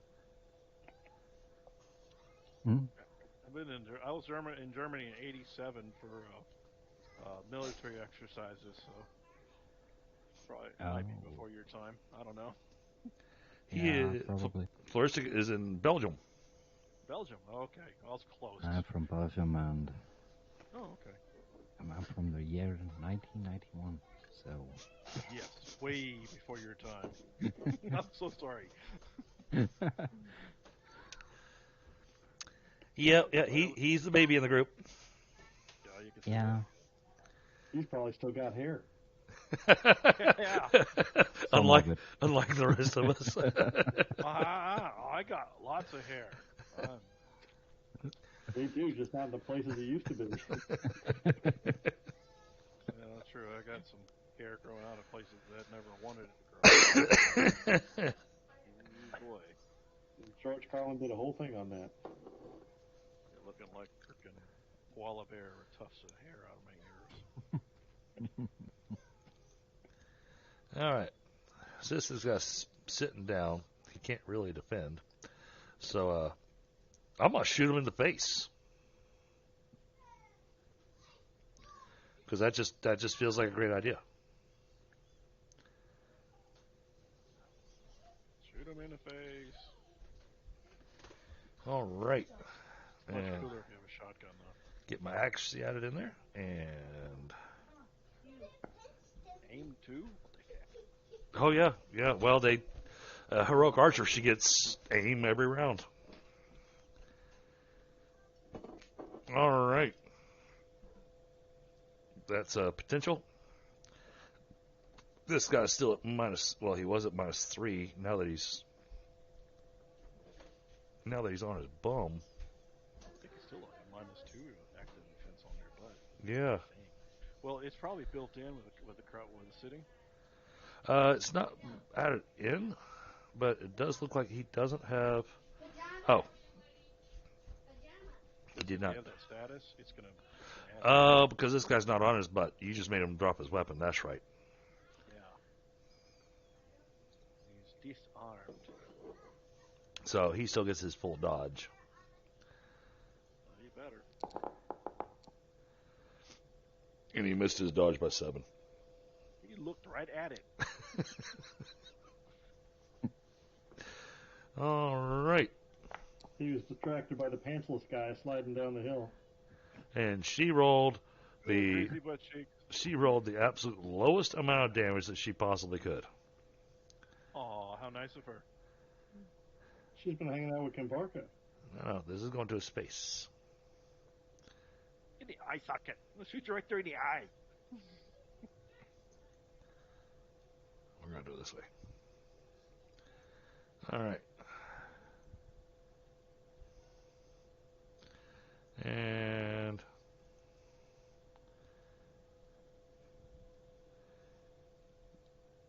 Ow. Yep. And he is...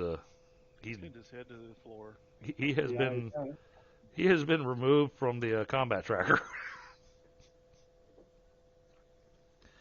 Yes, the eyes have it. And we're going to fast draw our arrow. Next. Oh, critical success. Okay. Wow. I'll- Take a shot, huh? Yeah. You better have multi-attack or something. Well, actually, because of critical success on the fast draw, I think I'm going to let her have a second attack. Oh, well, thank you. Hey, look at that dude right there. Right there. Right there. The guy that stabbed me. Remember him? All right. All right, next target. And we are going to go for... Wish I was fast enough to distract him so he'd look at me and get shot in the face. Oh, he's at -2 to be hit with ranged combat. Because he's sitting. Oh, brother. With -3 in active defenses because he's in the crease and sitting. So, Yeah, 'cause we're... when you're sitting, you get a minus to your active defense, too. That's the sitting duck phrase. Sitting slimy duck, yes. All right, we're going to take a chance here.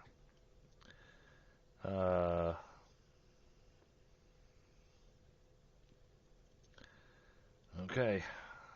I got to roll below a 12.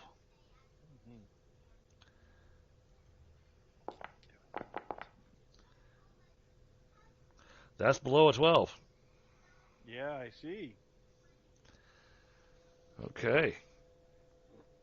Nice shot. Now, he gets his dodge, but -3 because of that, and then minus additional 2 because he's sitting down. So, he has to roll a 6. That was not a 6. Didn't know you could dodge a critical success. No, it was a critical success with the fast draw. Oh, right. Yeah, okay. Never mind. The fast draw let her have her second attack. Okay, I'm tracking now. Sorry. Ooh. Did one more point of damage than I did last time. All right, this goes to this guy's eye. And there's our data. And apply injury. And yeah. All right, that guy. Wow. That came out the other side. It did. You know, his head, you know, he tilted back and almost landed in a Flaristic's lap. I mean, I thought it was bad when they pissed off Oshtur, but it's when they're all worse. Skewer in people's heads. Yeah, well, she is tidy. That is, she is a lot tidier than Oshtur is. Yes, she is. Tidier. Just keep the floor clean. Why is it the ones doing the most damage are the ones taking the most damage? That's a great question. But, Kenparka, it's your turn to change that. All right. So far in 2 seconds, we've dropped 3 bodies. I'm going to look at this guy and say, hey, you want to go? Go. You want to stay? Relax. And I'm going to swing my pick at him. Woohoo! All right. Potential. That is rough. Let's see how our defense goes. Oh. He dodged that like you telegraphed your attack. And he trend continues. He dodged it like he knew exactly where you were swinging at. Okay. In the Matrix. All right, Oshtur. Got Being an agent. double check, see what this takes. Because I believe I've got to. Yep, gotta burn some stuff there.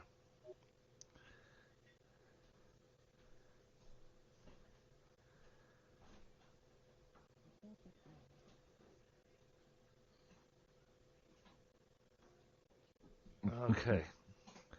So we've got to burn 2 fatigue. That'll let us get to our rage. And also enact his Focus Fury. because he's tired of this crap. And that guy hit him.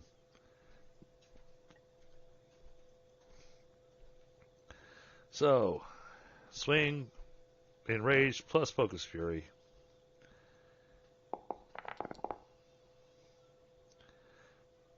Potential success. Let's see, focus fury. Okay, that'll give this guy that. And we'll roll this. Oh, he's not making it. It's impossible for him to survive this. It doesn't matter what I roll. He could roll all ones. That's no bueno. God, that's a lot of dice.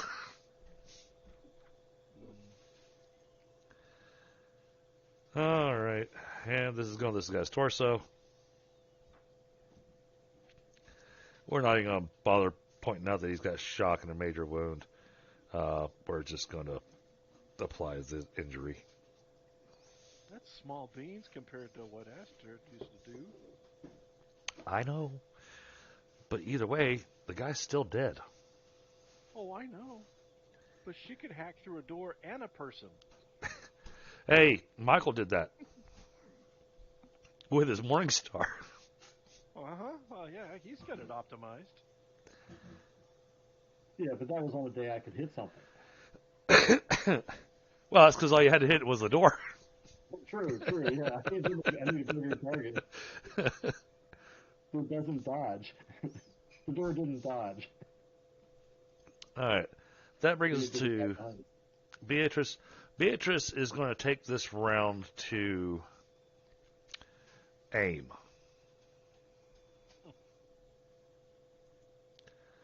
That brings us to this guy. All right. He's going to try swinging at Kenparka.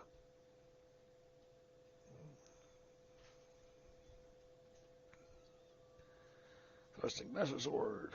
Swing. I ought to look like an easy target at this point.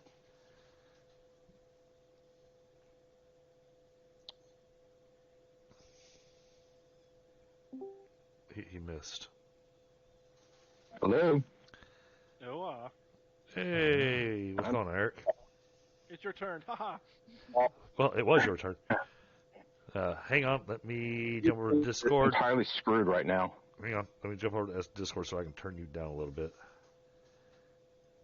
What screwed? This mic went sideways. Houston has. Yeah. Houston has something. The worst cell reception in the world. That's what he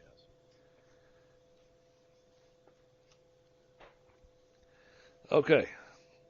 Yeah, so he missed. Kenparka? missed by one. I swear, you two. You know, I'm picturing, you know, in the old TV shows, you know, the nerd fight where the guys just sitting there swung at each other, but neither one of them ever hit anything. That seems to be what's happening between Kenparka and this guard.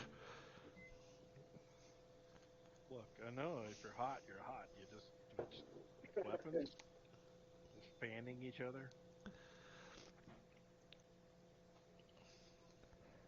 More like menacing swordplay or something, huh? All right. I need to think positive thoughts. Hello? I'm here. Oh, He's there you are. on the phone. What, roboted or something? Oh, yeah. Oh, yeah, horribly so. Roboted and vanished. Well, like I said, Houston there's crap all over the road. I left at 4 o'clock, so I could be there by 6 o'clock, and I still haven't gotten home. Oh, my goodness. Oof. Well, everybody's on the roads trying to get someplace, and there's trees and shit all over the place. Quite honestly, the most tropical storms don't do this much screwing around with it. Wow. Well, it's like second week of the hurricane season, so. Barely. I mean, what, today's the 8th? I think so, yeah.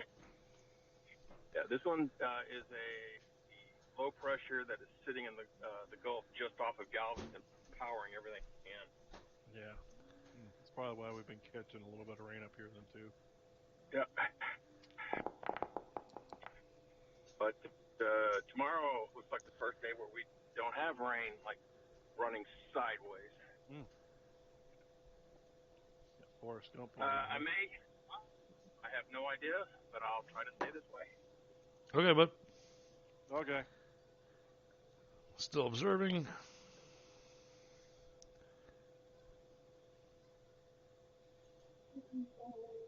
Oh, come on. Him too? Oh, no, I had a quick disconnect from the server, so I had to pop out the combat tracker again.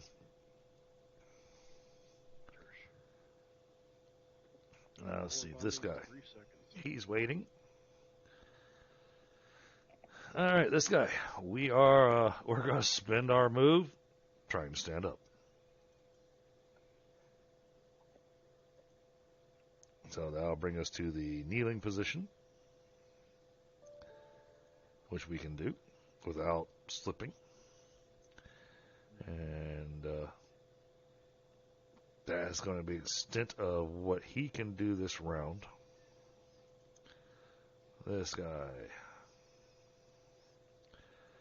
Oh boy.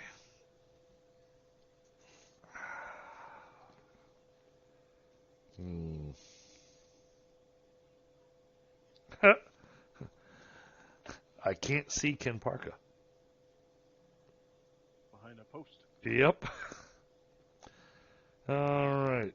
So target options are pretty much Nightingale and Beatrice. Is me and Rinvoq and Beatrice? No, Nightingale. Oh. Nightingale's looking like a threat. So, yep, gonna attempt a shot at Nightingale.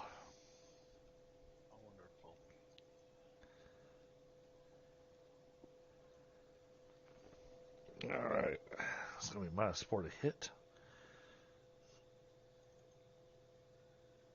and we're gonna shoot.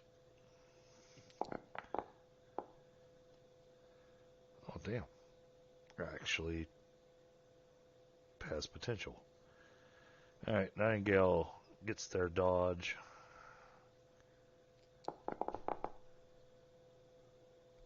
Wow, son of a. You got hit again? Yep. Needs a freaking shield bearer.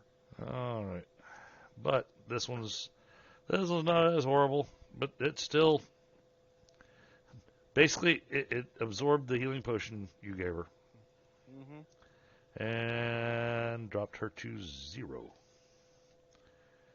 So now there are things that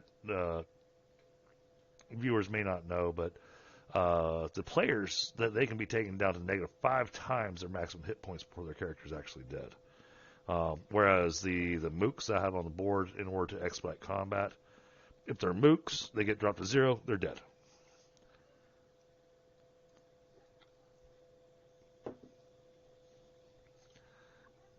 All right, so yeah, Nightingale, she's ardent.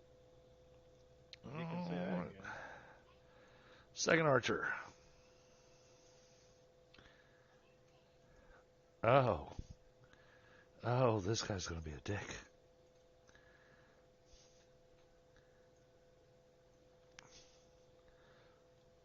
So you get to hear a little bit of vocals in this combat here. The hell are you doing out of your cage?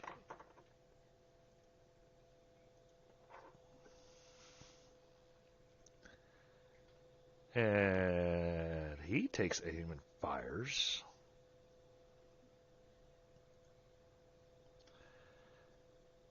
At the guy that just kind of slid into your area.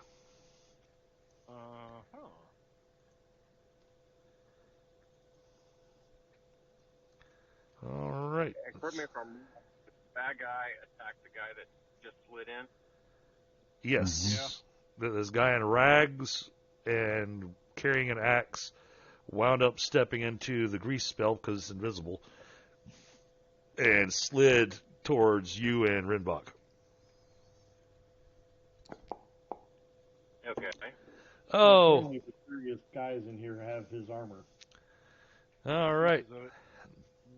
And Finley, an arrow whizzes right past your head and buries itself into the wall right over here.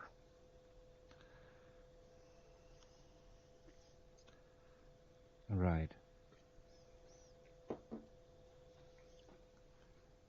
Yeah, I don't think they Stop like him. shooting me, goddammit. And now it's Finley's turn. So, okay, thing for you to be aware, Flaristic. So, because you got dropped into a sitting down position, then you'd have to be, you got to take this round to get into a kneeling position. Now, once you're in a kneeling position, you can technically try attacking the guy that's sitting there in front of you. But, because you're in grease, if you try attacking, you've got penalties to hit him, he's got penalties to dodge you, and then you still have the chance of falling back on your butt. Well, Nightingale is getting quite some hits. Could I cast shield on her? You absolutely could. So, in this particular case, the way that you would do that, so, you and I discussed that about how much fatigue to use, but what you have to do is, up in the upper left-hand corner of your screen, you're going to use the measured distance right here, and you're going to measure distance from yourself to Nightingale. Okay. That'll go ahead and apply the negative that's going to be applied to you casting the spell. Okay, because it's at range. Now, you say, all right, I'm going to bump her defensive bonus by how much you bumping it by? 4. You're going to blow 8 fatigue? Okay. Yeah, sure. Let's go all in. I don't remember. Did you actually get that bumped up to 15 or not? Yeah, I You did. did? Okay, so it only cost you 7 fatigue. But that gives her a +4 to her parry, a +4 to her dodge, and a +4 to her block. All right. I'm going to make myself just a little status effect here so I can remember this.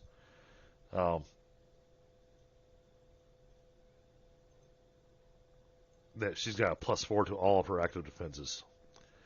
Ooh. That is nice. Congratulations, you're Wonder Woman. So, I believe that action alone probably tells Rinvoq, yep, that guy's an ally. Yeah, I guess you go put words in my mouth, I suppose so. Well, no, I don't have to. Like I said, Thank you, could. narrator. It could. I said it could. That's fine with me. All right. One less problem to deal with. Nicely done. All right, this guy's going to come in. 1, 2, 3, 4. We're going to take a swing at Kenparka. Who? Oh, same guy? Nope. Guy that just walked up on you. Oh, that guy.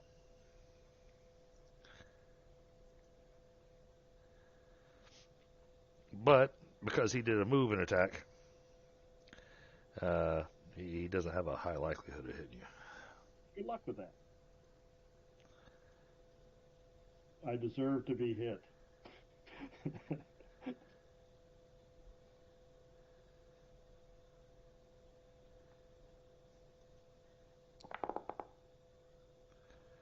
Missed it by 2.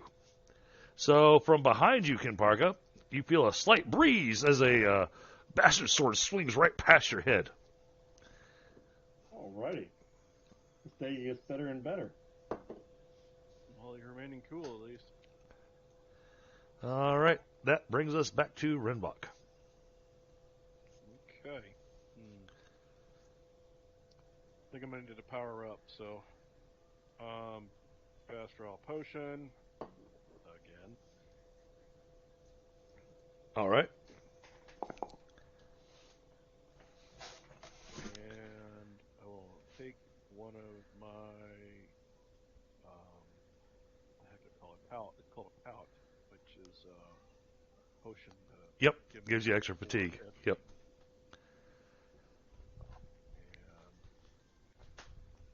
And dos, tres, cuatro. Yep. Juicing back up a little bit. Gotcha. Yeah. That's my turn. All right. Nightingale. Well, since you helped her out, she's going to help you out. Darken that guy. Dude. What? When? Talking to Flaristic there. You know, he threw shield on her, so she's going to, okay, well, I'm going to kill that guy that's next to you. All right. Let's get us our negatives. We're going to throw in our accuracy. Nope. Picked the wrong button. Well, it doesn't matter. Now, this guy has to do this at -3.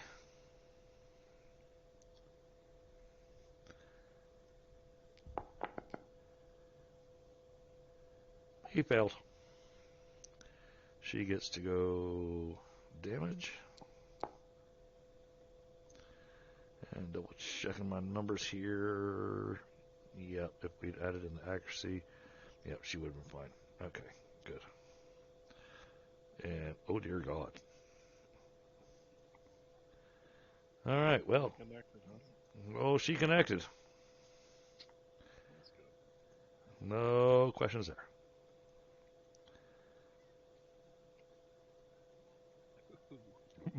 Yeah.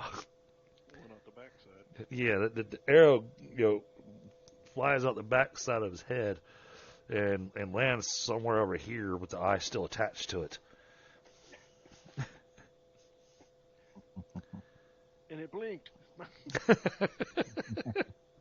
Oh God! Also, that gives me flashbacks to watching Beastmaster, the '80s movie. It's like, Oh, good golly. Oh, man. Mark Singer. Oh. I feel like a cat with a hairball now.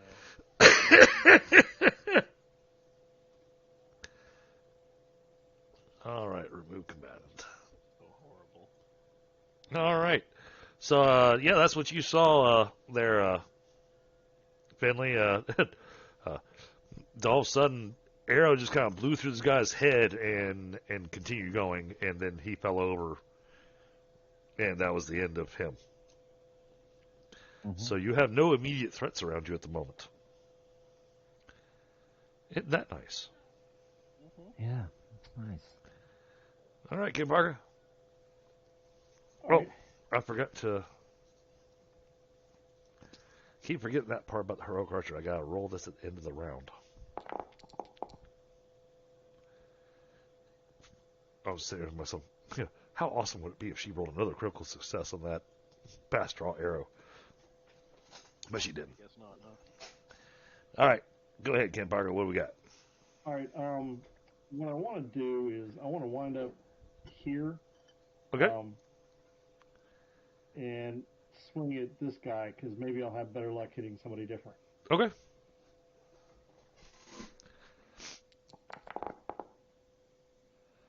Oh. You weren't wrong. Oh. Well, he's still got the last 2 times I hit, he just dodged. So, see if this guy's as dodgy.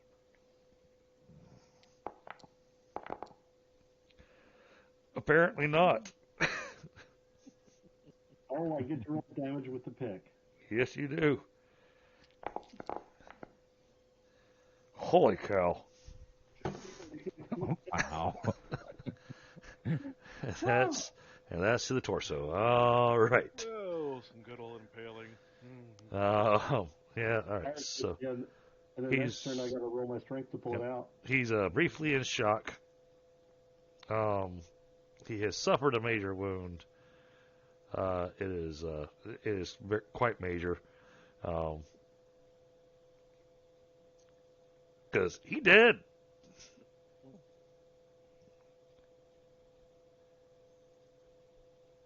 All right. Then, like your heroic archer, I want to do a fast draw my other pick. Okay. I assumed that was the direction this was going to go. All of a sudden, I'm having flashbacks to Pelgar.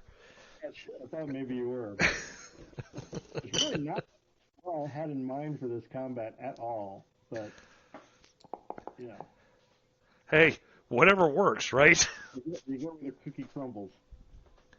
But I'm also now standing over my weapon, my polarizer, so. Yep. Alright. All right. Done. That brings us to Oshtur. All right. Oshtur turns around. Did you say anything about to Oshtur about there still being one behind him? I didn't know there was one behind me. No. And he turned around anyway, because he moved in. That guy was right there when he moved in, so. Yep. All right. We're targeting this guy. And more torso shots.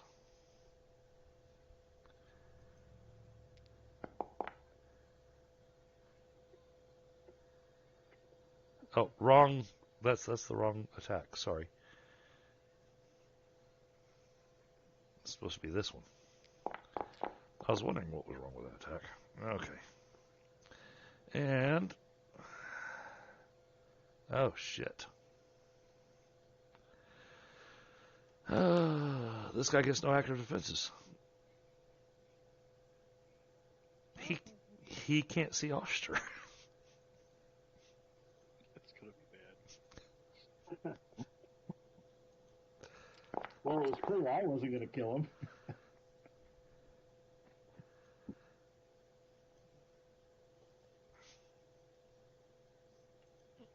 All right. So Oshtur swings at this guy, comes through his spine. Half of his body comes tumbling towards you, Kenparka.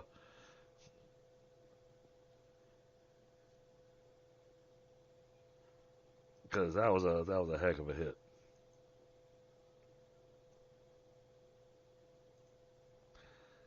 All right. Oof. Okay, y'all just about got your massacre done with in here. Please give me just a moment, guys. Though I'll switch it over here to Beatrice. Oh, looks like we lost Eric. Yeah, bad traffic. Yep. He's hit a spot with their freeway. It's like a 5-lane freeway. He's down to 1 lane. Police are directing traffic. It's a mess down there. Right. On the phone. So there's not much for Beatrice to do right this second, especially with what inventory she's got left. So I'm gonna leave her as just gonna stand and wait because the guy she was aiming at is dead. Yeah, it happens. But okay, I need a moment to do a quick bio break. I'll be right back, guys. Feel free to interact with chat while I'm away.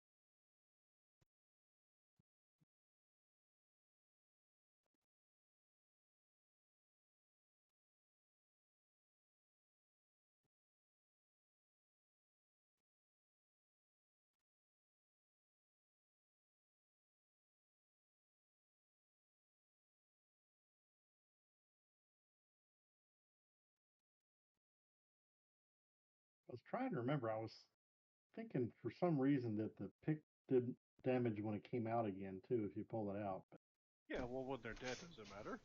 no, it doesn't. I was just trying to remember. I was looking up the rules. But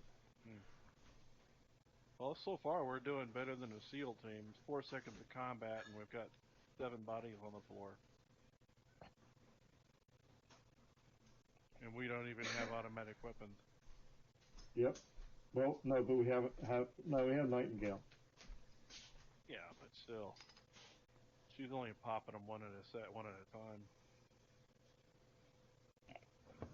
Yeah, I mean, especially considering that other than this last guy, for 3 rounds, I did basically nothing. Mm-hmm. So. Yeah, I mean, in the real world, that's still pretty good. Yeah, well, and we walked into a flat-out ambush where they were hitting us from all sides. Mm-hmm. Kenparka's still going to feel really bad after this. I'm back, but we do have a question from chat. They're wanting to know what's everyone's character. Lunas, if you look at the bottom of the description in the stream, there are links to everybody's characters.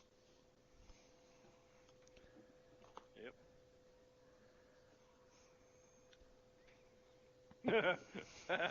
Yeah, he did.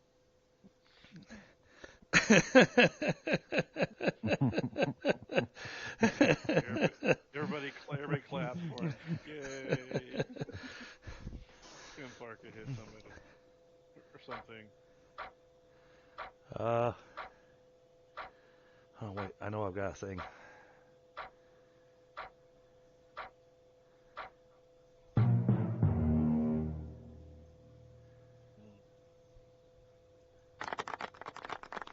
There it is. Oh, yes, thank you very much. Almost sounded like a golf clap. That's exactly what the name of it was. UGA's finest golf clap. All right, so this guy's easy to deal with. He's going to change posture. All right. I thought he was dead. Or is that a new guy? No, that was a guy that came in and stepped in the grease, and as soon as he hit the grease, his feet came right out from underneath him. Kenparka has yet to see this guy. But he has a distinctive voice. All right. This guy's observing what's going on, and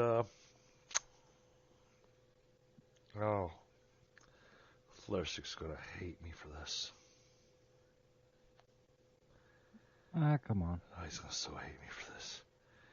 1, 2, 3, 4. Do it. Running away won't save you. He's leaving with his breastplate. Of course he is. Because he's the one with 4-6 chest piece. Oh shit! He's running away. Yes. Of course he's running away, wouldn't you? 4 seconds and 7 people on the ground, decapitated, speared in the head. I'd run too. Yep. He said this is not a good place for him to be. Yeah, and he's not wearing, or was he wearing brown pants? I I just don't gotta know. figure out if I'm going to be chasing him or not. But they are now. All right. We're readying an arrow. So we took a shot last turn. I'm having an Inigo Montoya moment. Readying an arrow. Took a shot last round. Which brings us to Finley. Because you've only got 4 guys left. One guy's trying to run, and like I said, Finley, he's got your breastplate.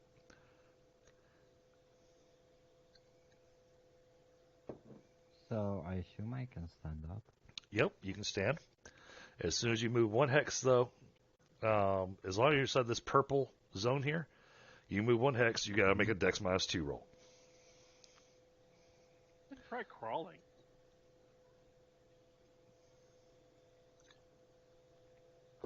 But my theory is, because I know your Dex and everything, you probably can make it out of there. Mm-hmm. And, this guy's got a skull on him. That doesn't mean you can't stand on him. You can move into that square. Well, He's yeah, not first greasy. I gotta pick up my piece of armor there. So Well, you're gonna have to strip the guy first. Yeah, it's gonna take 6 seconds to take that armor off of him. So you might want to worry about that when there's nobody trying to kill you. Yeah. I don't think he has that problem right now, does he? well, the archer. Mm. But yeah, I would recommend moving to at least here Yeah. so that you can get out of that So grease. I made my dex roll first. Yep. Well, first go ahead and move. Oh. All right. Now that you moved, now you put a -2 in your bucket right here. So you can put your mouse right here and just select -2, and then make your dex roll.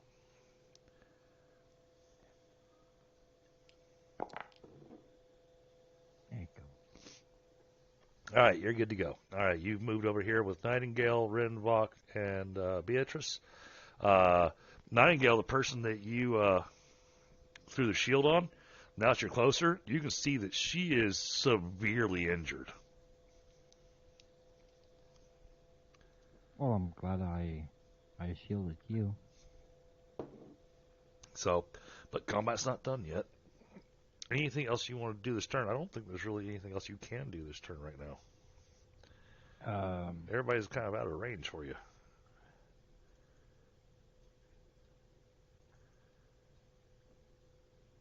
Could I try to recover energy? Not right now. Recovering energy takes 2 minutes. Alright. And right now we're in 1 second rounds. So Yeah. that'd be 120 rounds. Yeah, sure. Okay. Never mind. Okay. I think that's the end of my turn. All right.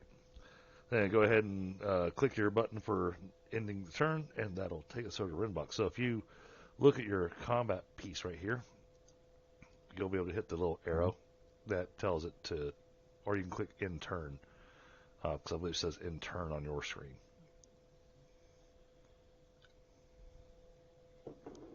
Perfect. All right.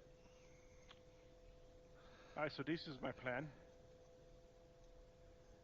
I'm going to cast Explosive Fireball Oh, God. at the hex this running man is going.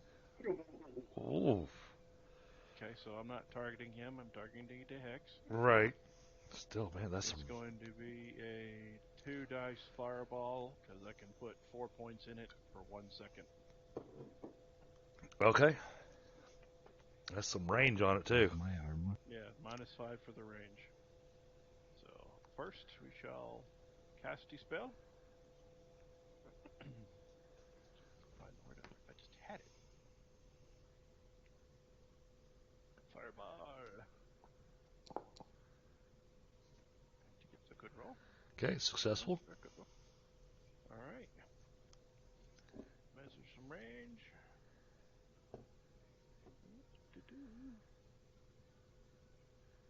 Yep, 5. And targeting a hex, that's Yep. is he a plus at all? No. Targeting a hex is, if I remember correctly, targeting the hex itself is like Yeah. a -1. Shouldn't be. Or is that a plus? Oh, man. Wish Eric was here. He knows that one off the top of his head. You know what? I'll make a generic rule on it, and we'll just give you an arbitrary +1 on it for now. And I'll look it up between game sessions. Okay, so that's only a -4. And if I miss, it still won't be so bad. Alright, here goes. It made it by 1. All right. Okay, and that's going to be 2 dice. Explosion. Energy is 4. 12 points of explosive damage at there.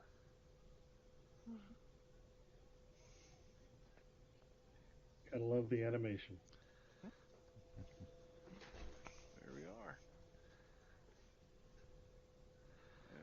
Back Okay. down to 9 fatigue again. And, it's explosive, so Mm-hmm. I am just going to do this.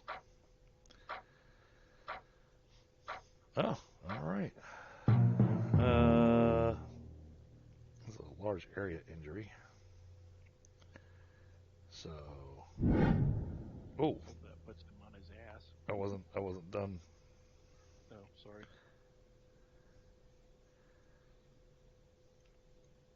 No. You damaged him for 9 points of damage. Nice.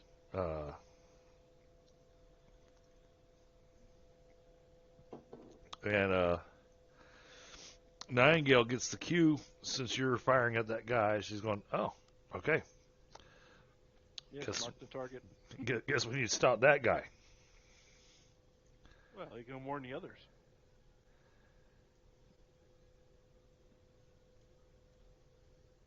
All And I'll right. holler at the other 2 archers. You 2 will be next if you don't throw down your arms. And let's see. Oof. Boy, that is a long. Wait, hold on. Trash this. I think that didn't do things correctly. From here to him. All right, there we go. That's what I'm looking for. Yeah, pull her up. And she gets her How good is accuracy. her aim? What? How good is her aim? Oh, her aim is very good. Well, seeing the damage that she's doing, gotta ask her to aim for the legs. Oh, you want to keep him alive? My breastplate. Well, that means she could still aim for the head, but okay, go for the legs. All right. And that means you get to keep him Make alive. him suffer. But that means, make him suffer. What kind My of holy kind of warrior tricky. is this?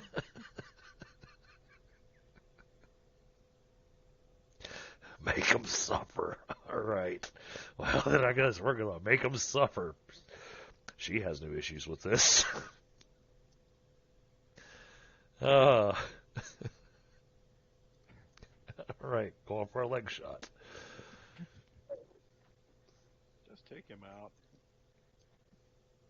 He'll learn that And secret dead spell eventually. Just a little harmless necromancy. And since he's running away, his back is to her, so he doesn't get to have an active defense. He's dead. His whole world blow up in his face. His Oh. little arrow's not going to phase him a bit. Oh, God. Rinvoq lit him up. All right. Going to a leg. Oh. He's got serious armor. Oh, wait. This doesn't have the armor visor on it.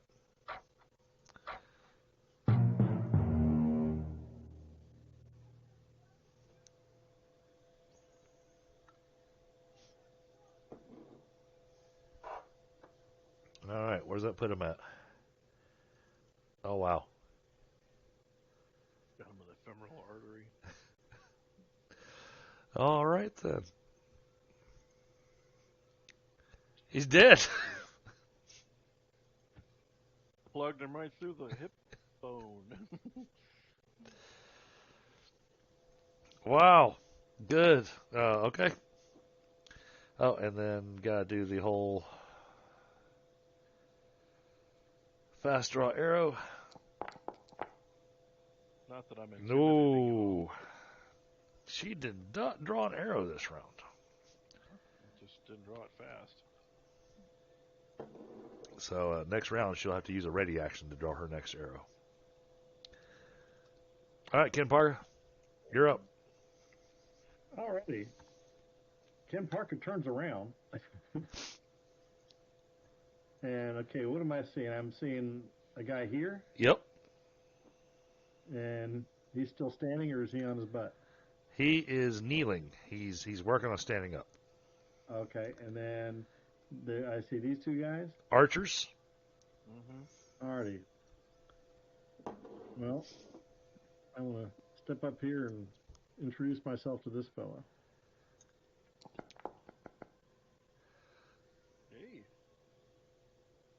Nice. Okay. And he's at a -3. Mm-hmm. Oh, and he's kneeling, so that's an additional 2. All right. All right, give me damage. Swinging for the fences. Oh, dear God. I'm sorry, you didn't aim for a body part, so I'm just going center mass on this guy. Yeah, I'm not as skilled with the pick. Well, I mean, that's you only did 20 points of damage to him. I mean, It doesn't matter with the pick and that strength potion. all And right. thank you again, Beatrice, for that strength potion.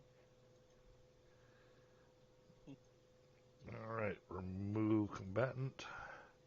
Hell, I didn't even get a chance to even buff Remove it at all. combatant. And, all right. And the archers throw down their arms.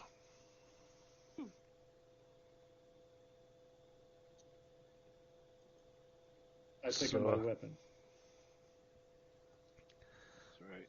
End of combat. So, Nobody now, likes the barbecue bad guy. gives you guys we're now at the section of our game session, which is awesome that we've still got, a little bit of time left. So we got time to get some role playing in. Y'all get to meet your new potential ally. So from here, what's going to happen, Chad, is I'm going to be very quiet, and we're going to listen to them talk to each other.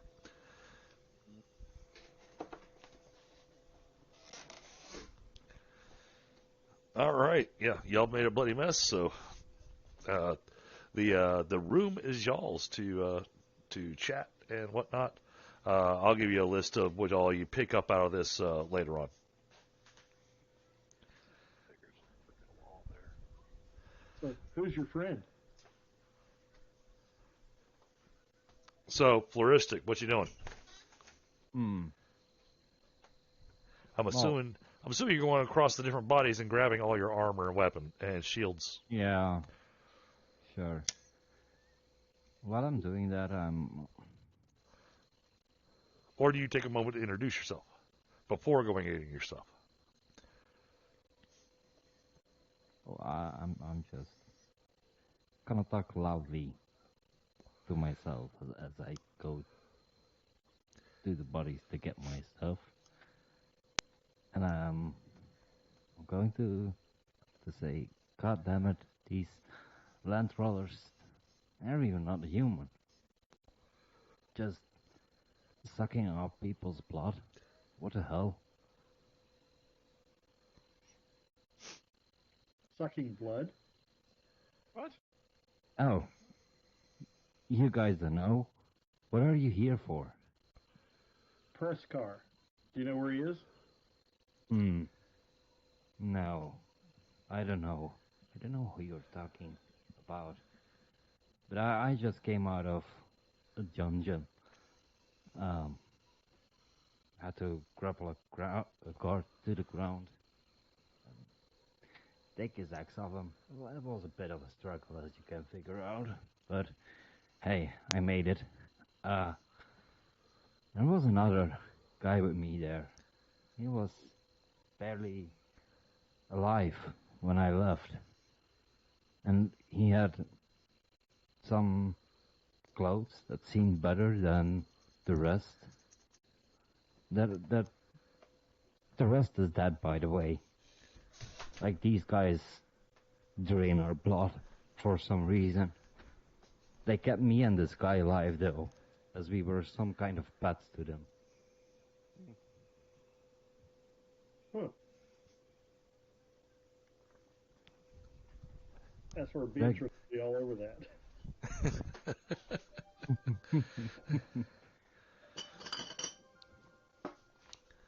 This could fall underneath Rinvoq's knowledge as well. You can give me a thaumaturgy check if you want, Scott. All right.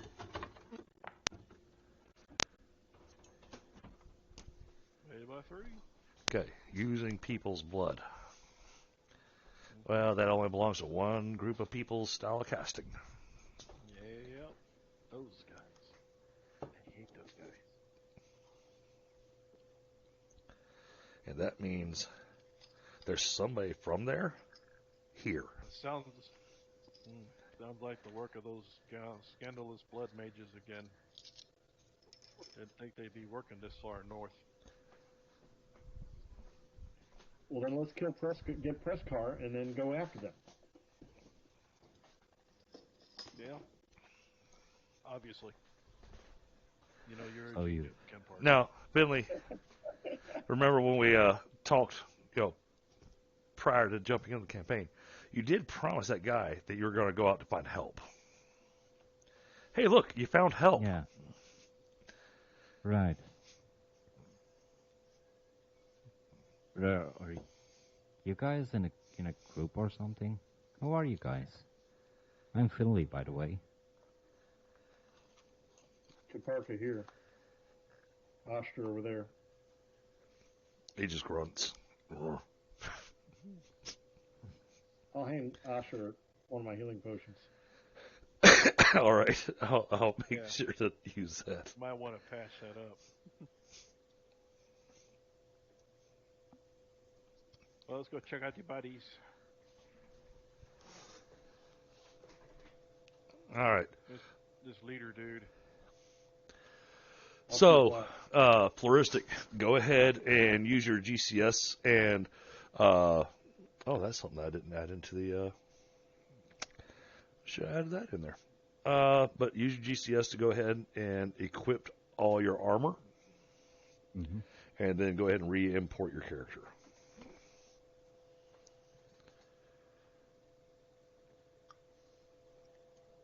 Because this room got you all your armor back because they stopped that guy from running away. Otherwise, I was going to make you put on everything except for your breastplate. and if you picture it, that would have just looked silly.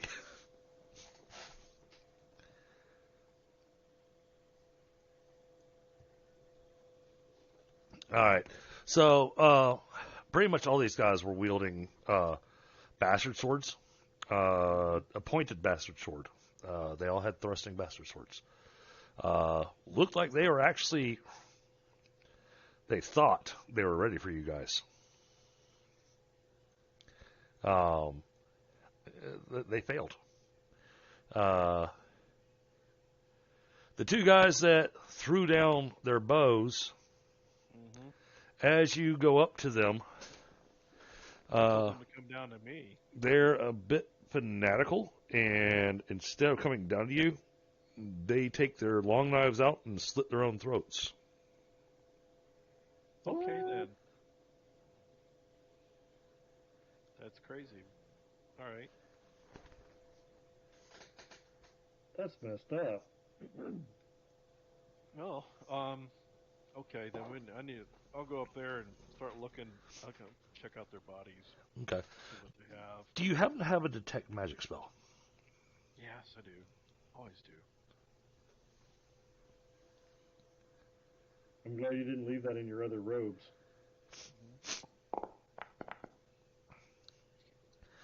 All right, I'll give you a little bit of information off that because I know how GURPS describes how the detect magic spell works. In this particular case, I'm going to give you a little more information than what it would normally give. These guys were underneath some kind of a control spell. And it seems to have had a trigger that when they surrendered, it went off, which forced them to kill themselves. Well, that's disappointing. When you examine the corpses, you notice that all the guys' eyes are extremely bloodshot. And I don't mean, morning after a bender type bloodshot. I mean the yellows or the whites of the eyes are almost completely red. That bloodshot.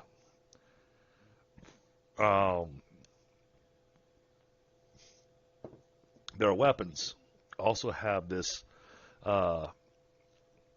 weird, just like the other ones y'all came across, have this weird coloration to them.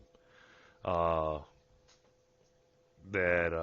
has this kind of a reddish brownish burnished look to it, almost like rust, but they're not rusted.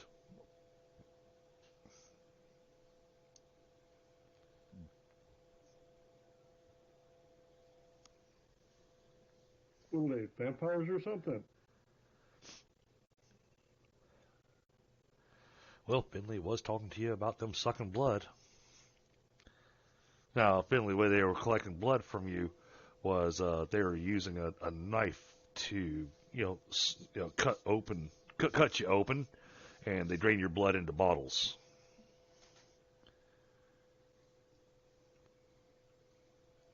Well,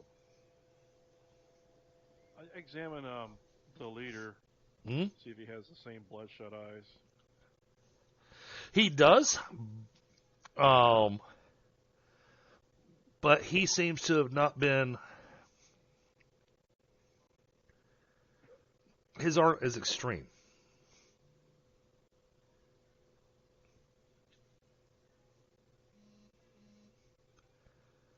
Like maybe there was a different conditional spell put on him. Okay. All right.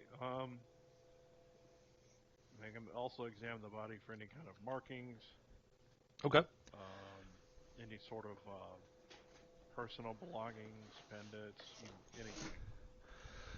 So on his body, you don't find much, mainly because he decided that he really liked that breastplate, and he was wearing it along with this strangely shaped round shield with a half moon opening cut out of the top of it. For those of you that are in the know on what the shields would have been used for, the opening would have been it's a round shield with an opening for a spear, basically. Oh, okay. Oh, the little notch, yeah. Yeah.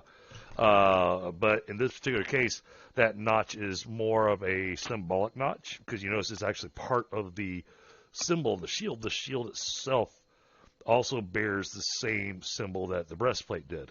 And, of course, our friend, your new friend, is going, those are mine.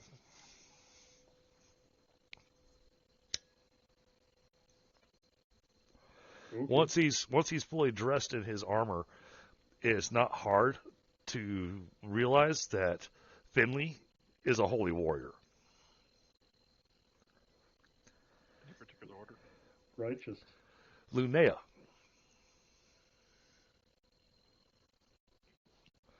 Luneia is one of the more recognizable gods in the area. Luneia is the goddess of the sea, goddess of the tide, and goddess of the moon.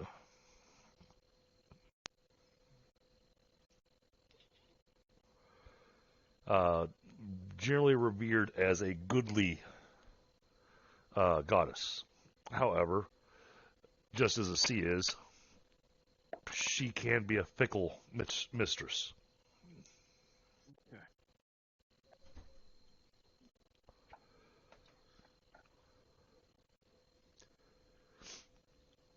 All right.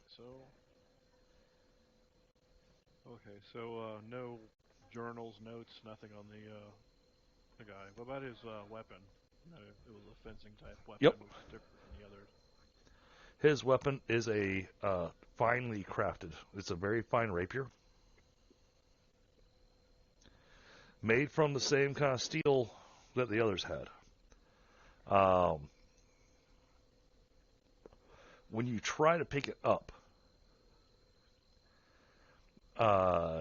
it almost kind of burns the hand. You can pick it up with a glove with no problem. Yeah, I was going to ask. So.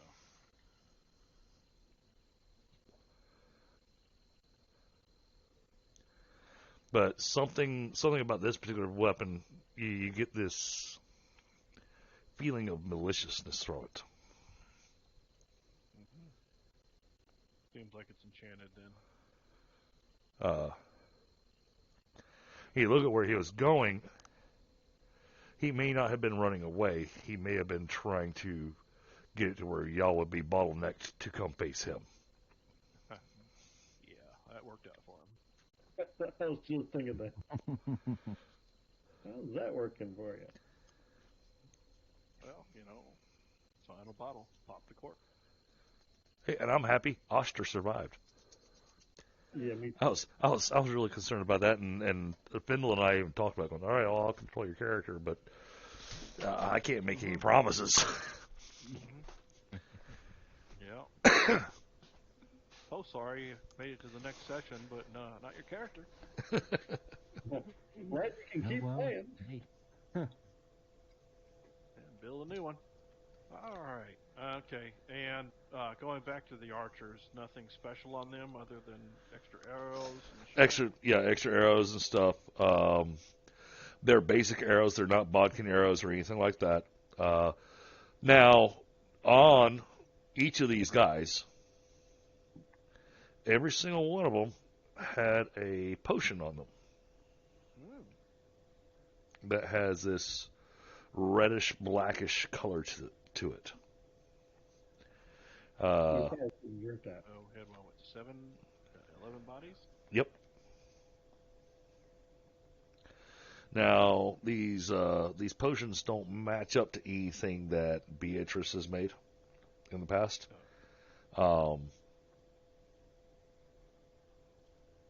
With what you've heard from Finley, you have a suspicion that these are made with blood. Yeah.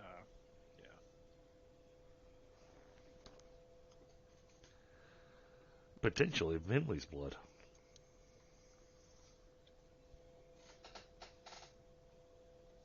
Interesting.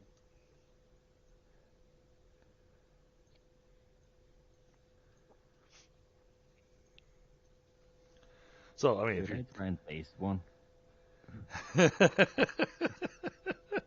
That's entirely up to you. You are impulsive, so my recommendation there with your question, you should roll your impulsiveness. So pull up your character sheet.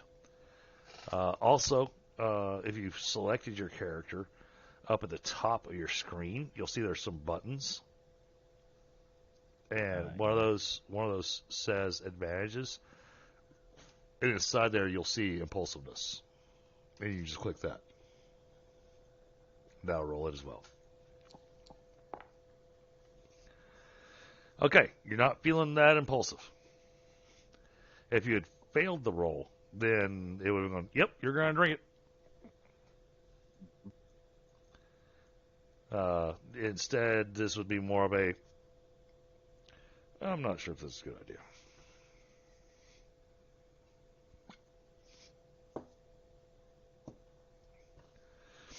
And I won't give you that much information as we continue playing Flaristic. Eventually, it'll be you'll roll your control roll, and you'll make your own judgment as to what you're doing there.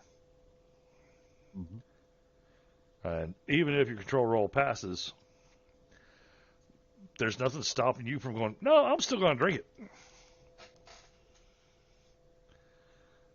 So it's entirely up to you. Well, I'll smell it instead. Okay. You smell it? Also ask Beatrice to analyze that too, with her kit. Yep.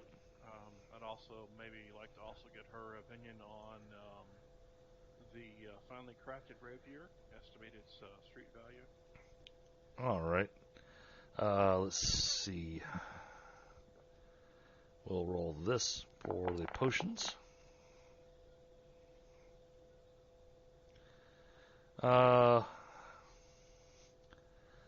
She determines that the potions have a yes, Lunas, I am. She determines that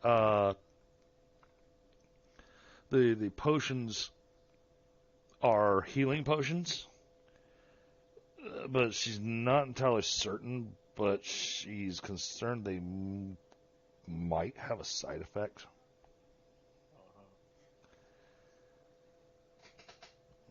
You all get my craziness if you drink it.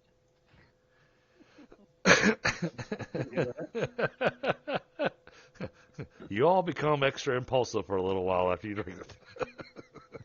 like we aren't already. Barge in the room and kill everybody. You guys hear me? Yes, sir. Hey, Eric. Hey. Yeah, well, nobody's dead, so we're good. Bad guys Yep. are, though. And you just investigated these potions these guys were carrying, and I rolled your alchemy for your to determine what you could find out about them. And what you determined was that they're healing potions, but there's something weird about them, and they might have side effects. Correct. Side effects. It's probably going to be something more than just hives. Yeah, You think? that generally tends to be the way that works. Oh, let me turn you up a little bit there, Eric. There we go. Yeah, I'm at home now. Yeah. Okay. Yay. I figured I'm Absolutely. trying to balance all y'all's volume so I've got all y'all at the same volume on my desktop because that's what comes across on the stream. Also, hey, chat, real quick, have you been able to hear all these guys clearly?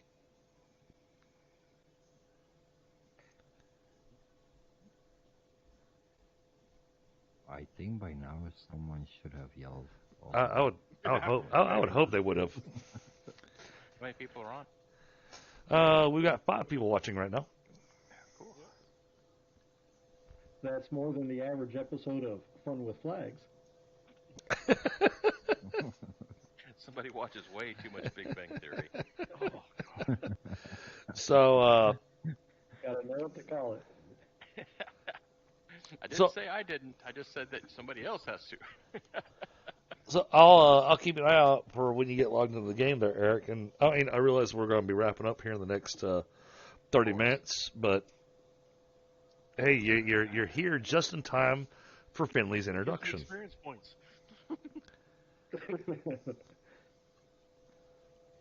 Yeah, I That was almost hit a tree on the way, which is why I decided not to get back on volume. Ooh. Speak. Yeah. Well, and you know, I figured, you know, like Scott said, you know, it was entirely your plan. You're going to show up just in time so that you can claim the character points.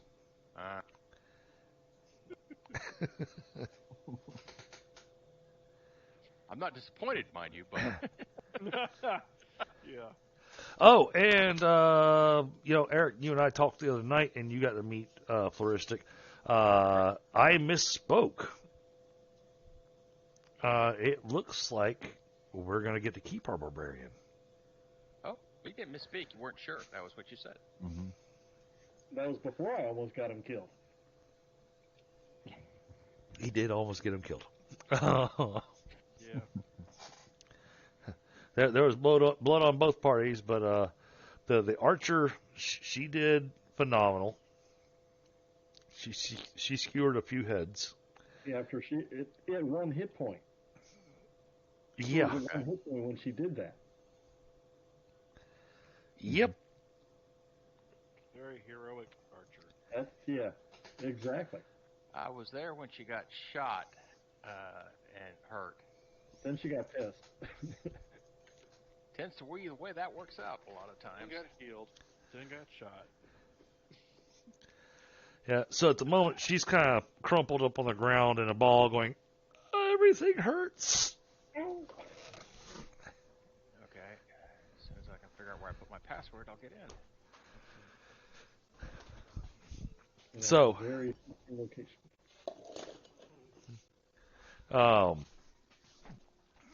So right now we're meeting Finley. They're doing a little bit of looting. I'm going to give a list of the loot outside the game.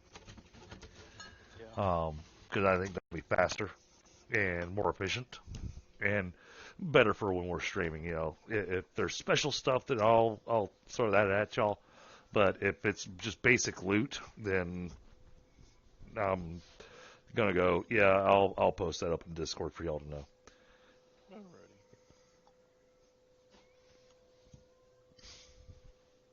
Is the Discord open where they can see what the loot is? No, chat will not be able to see it. Okay. Just curious. And I'm okay with that. Otherwise, they spend half an hour of me listing out loot and everybody trying to notate everything and whatnot, and that just takes up too much time.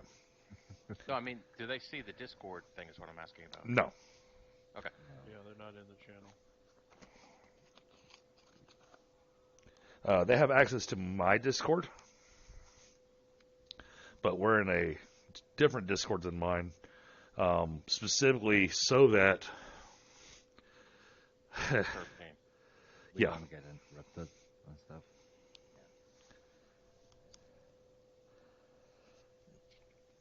Alrighty. Okay, I see myself.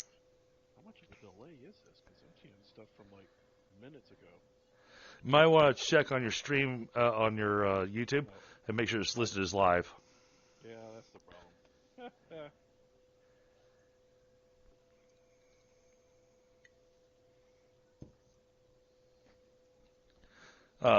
So, all right. This is an awesome combat. You guys did a great job. I was actually concerned with the number of guards I'd put on the map, but I knew that this is how this room would be. And so I was like, I don't know about this. And no, y'all. Almost kind of disappointed I didn't get more licks in. You blew up a guy. That's just one. This is true. That's just one. Tripped up a few others, but Yeah, that's just one. and it didn't even kill him. It took an arrow. It took an arrow to finish him off. An arrow to the leg. He took an arrow to the knee. Ouch. Through the back of the knee. That's painful. I know. Oh. I had an ACL blowout. It was an adventure. Then you took an arrow to the knee. So, like I said, Eric, you missed on this, but we're at the role playing section, so you can role play with Finley and get to know him. That this is, I need to quit talking so y'all can role play. So far, I discovered these guys are probably blood mages. No particular markings per se, or any tattoos or that kind of thing, but their eyes are bloodshot. Most of their weapons are tinged red for whatever reason. It's a blood mage thing, I guess. When I research more, I'll be able to give you a real answer for that. But for the most part, that's I've what's got going actual on here. skills for some of that. You do, but the question is, do you want to actually take the time to do it, or do you want to check on that later? But I was curious about the street value of this finely crafted rapier we got off the leader. That's what I was going to say, is that those would be perfect for me to take a look at. Yep. You want merchant, or do you want armor smith? Let's get sell value. Really, that would be merchant. Yeah, I'm pretty sure it's enchanted. I just gotta do an analysis on it. But as far as materials go, damn it. I'm curious about. Sorry. Established. Mic on. My headset disconnected itself. Cool. So I was sitting here answering Eric's question, and then realized, oh, look at that, I'm not coming through at all. Yeah, we were still talking. All right, so wow. So one of the things it's going to require an alchemy roll on the rapier. Okay. Okay. Well, that was the merchant roll for that one. So alchemy roll, you said. Yeah, we'll save the merchant roll for later, but we'll preserve that roll. Yeah. Okay. Okay, higher than the last one. Well, it's not. The other one's such a success, but that one is more numbers. Now, the other one's almost a critical success. I need a metallurgy iron at -5. Okay, so I need to go down there, the bucket, put in -5, and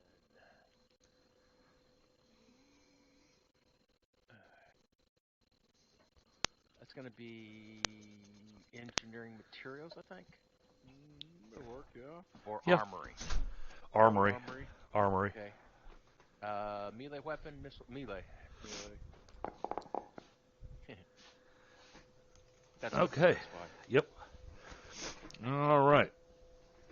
So, you pull out your little travel kit and you do a few little experiments on the blade. And what you discover, these blades are made out of blood. All the way to crystallized blood or something like that. It's made out of the iron that's in the blood. Interesting. So This they doesn't smelt. sound painful at all. Yeah, so they got enough blood to smelt out the iron content of it. That's just wow. Okay. Well, they're dedicated. Sure are. To Very prevent the blood serious. from being boiled away, that's That's a lot of blood. a to lot get of blood. that. Yeah. Well, they drained a lot of men too, so Yeah, and oh, by the way, this is Finley. Anyway, he slid in, and literally, yeah. I was actually there for that part. and he, yeah, and well, okay, so you know that things are happening fast. Anyhow, he's got probably a little more information about some of their practices than we have at the moment, but maybe not as I don't know. Anyway, I'll let him tell his side of the story here in a second. So. Well, and this is playing my character. Beatrice is like really eager to meet you, but is far more interested in the armor and stuff that these guys are carrying, and starts gathering up all the armor and other stuff that they have on. You did notice that. So one of the things Beatrice noticed, he went to specific individuals that had gear that was discolored, had this seafoam bluish green dye to it, and he's picking up all that, going, "This is mine. This is mine. This is mine," and he's cussing the entire time. Can I get to one of them to examine it before he does? Well, you can examine the one that I'm wearing if you really want. I will. But I want to see what it is before you get like all handsy with it. Yeah. I'll let you be able to examine the leg armor before he gets to it. Sadly, what you find is that it's basically just basic brigantine armor that's been dyed.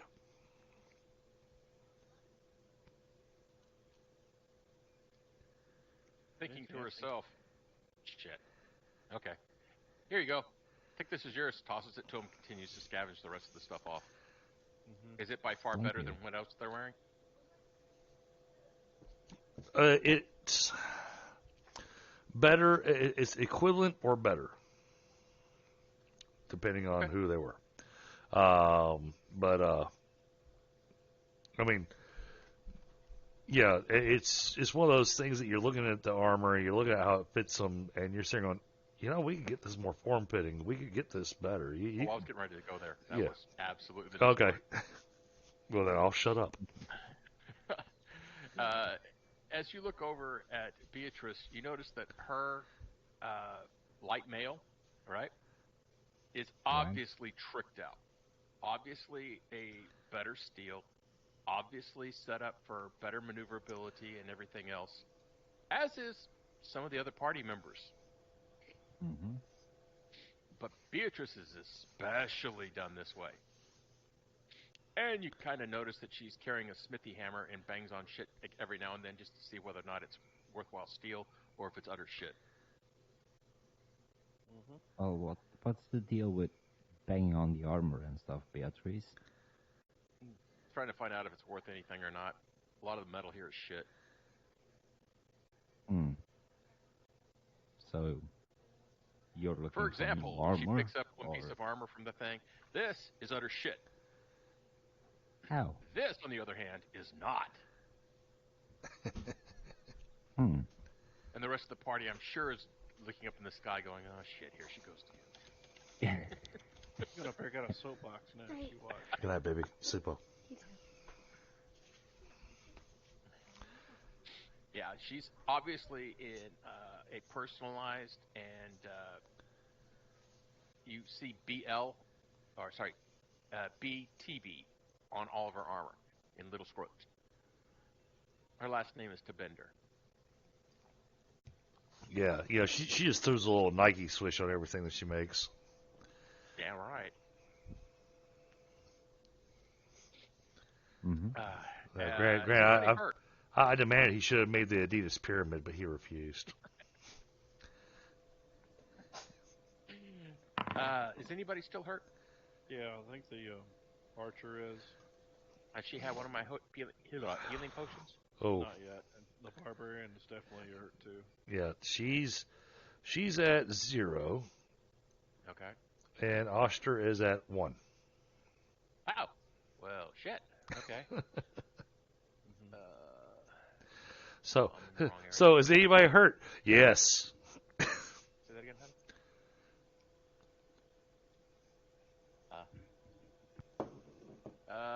First, we'll use esoteric medicine. Nice roll. Hey. I was going to say, do I need to assist? Nope. That's 2 different ones for the esoteric on the 2 different people. All right, so you stop the bleeding. Yeah, but you said that one will do a die 6. Yep. I have to work better to do anything else, so they get to roll their own die 6 because I don't roll people's healing. Yeah, the problem is that they're both not here, so I have to roll them for them. I know. But you know I don't roll people's healing because that way I don't have to hear their bitching. Yeah, but you wouldn't hear bitching from these people because they're not here. Bitching later. True.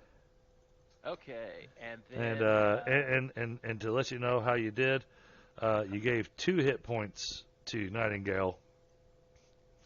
Obviously, you like Oshtur better because you gave him 6. Okay. And then, let's see, that's esoteric. I've also got first aid. That'll stop the bleeding, which is not useful here. And they have not had my potions, correct? Oshtur has. Oshtur has. Okay, well then she will get another one, and then I will offer one to Oshtur if he wants to try it, or I shake one of the new ones we just found. Guinea pig?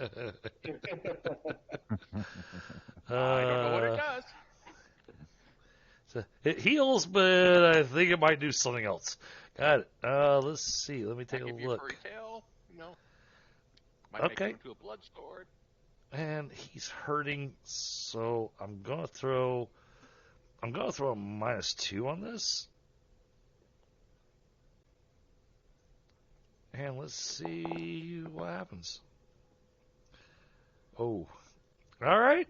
We're gonna drink the strange potion and see what happens.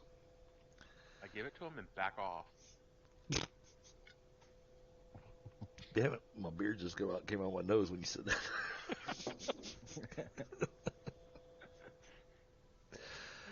Yeah, I know what this could do. No, thank you.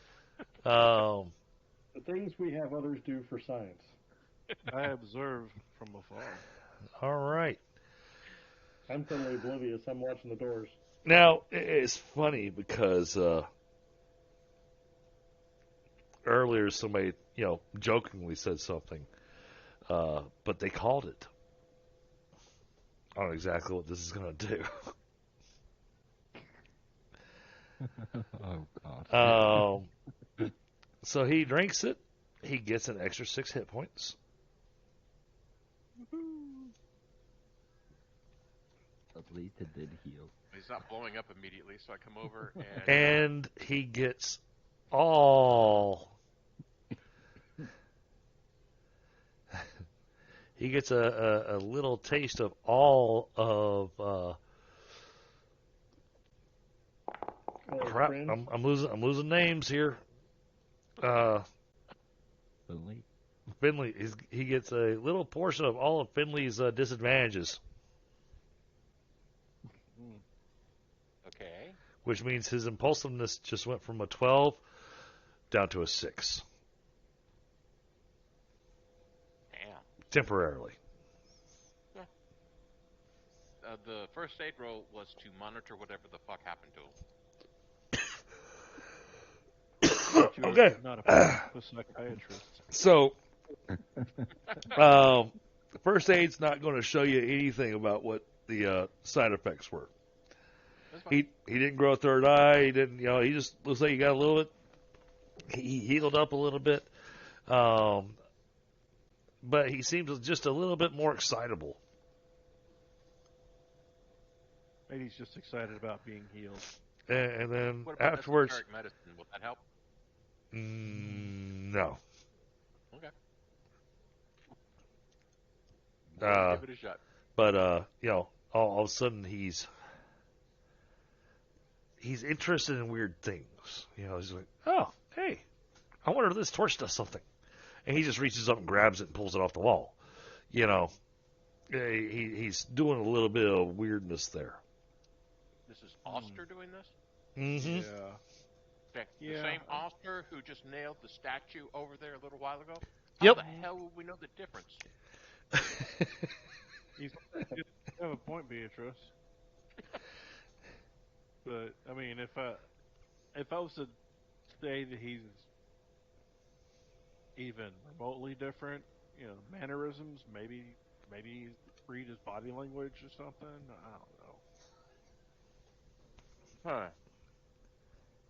But Okay. as far as I can tell, still are a barbarian. That's what I'm saying. It's like, okay. I think we're good to go. All right. Is there any other weapons that were any cool or anything? No. No, some of it was firewood. Okay. But weapons generally are worth more than armor by weight. And we have a serious weight thing, so we'll probably take as much of the weaponry as we can. Yeah, Well, like we talked about before, Eric. In the chat, I know.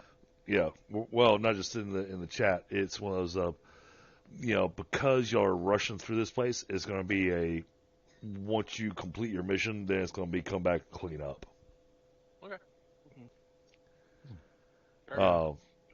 So definitely a tag and bag. Yeah. So I'm going ahead and pause the game. We're going to wrap up here before y'all move into any other rooms, because there's going to be some additional stuff that has to be done to get into other areas easily and whatnot. As you can tell, there's a whole lot of rubble on the ground in here. Indeed. So door over here. This was a really great game session. I really enjoyed it. You guys came up with some really cool ideas and did some cool stuff. So we're going to we're going to open up Flaristic's debut into gaming with 3 character points. Yay! Yeah, that works. Yay. Okay. Now we got a few different ways we're tracking character points, but we can discuss that off stream. In the meantime, I am going to mute and deafen myself over here, and I'm going to wrap up the stream, and then I'll be back. All right. I'm going to go take care of a stream, and I'll be right back. Oh, how wonderful. All right, guys. I hope y'all really enjoyed this. This has been a fun experiment. If you have enjoyed this, if you're watching this afterwards, please leave a comment. Let me know that this is something you want to see more of. I do plan on continuing to do this. This will happen every other week. So it'll be every other Thursday, and we'll be doing this live here on the stream. And again, like I said, let me know if you guys are liking this. I am coming up with different ways for them to be able to interact with y'all here in chat. I've seen that they've been interacting with you in chat, which is really awesome. And hey, you know what? You guys delivered a handful of likes, which is really awesome. What I'm seeing 9 likes on the stream. So, hey, thank you so much, guys. I really appreciate it. This looks like a cool way to go, and awesome. All right, well, guys, as always, you guys have a wonderful night, and we'll be picking this up in 2 weeks. In between now and then, of course, I will be still continuing to stream some video games and stuff. Yeah, this has been a great evening. All right, everybody, y'all have a wonderful evening, and I will catch you on the flip side.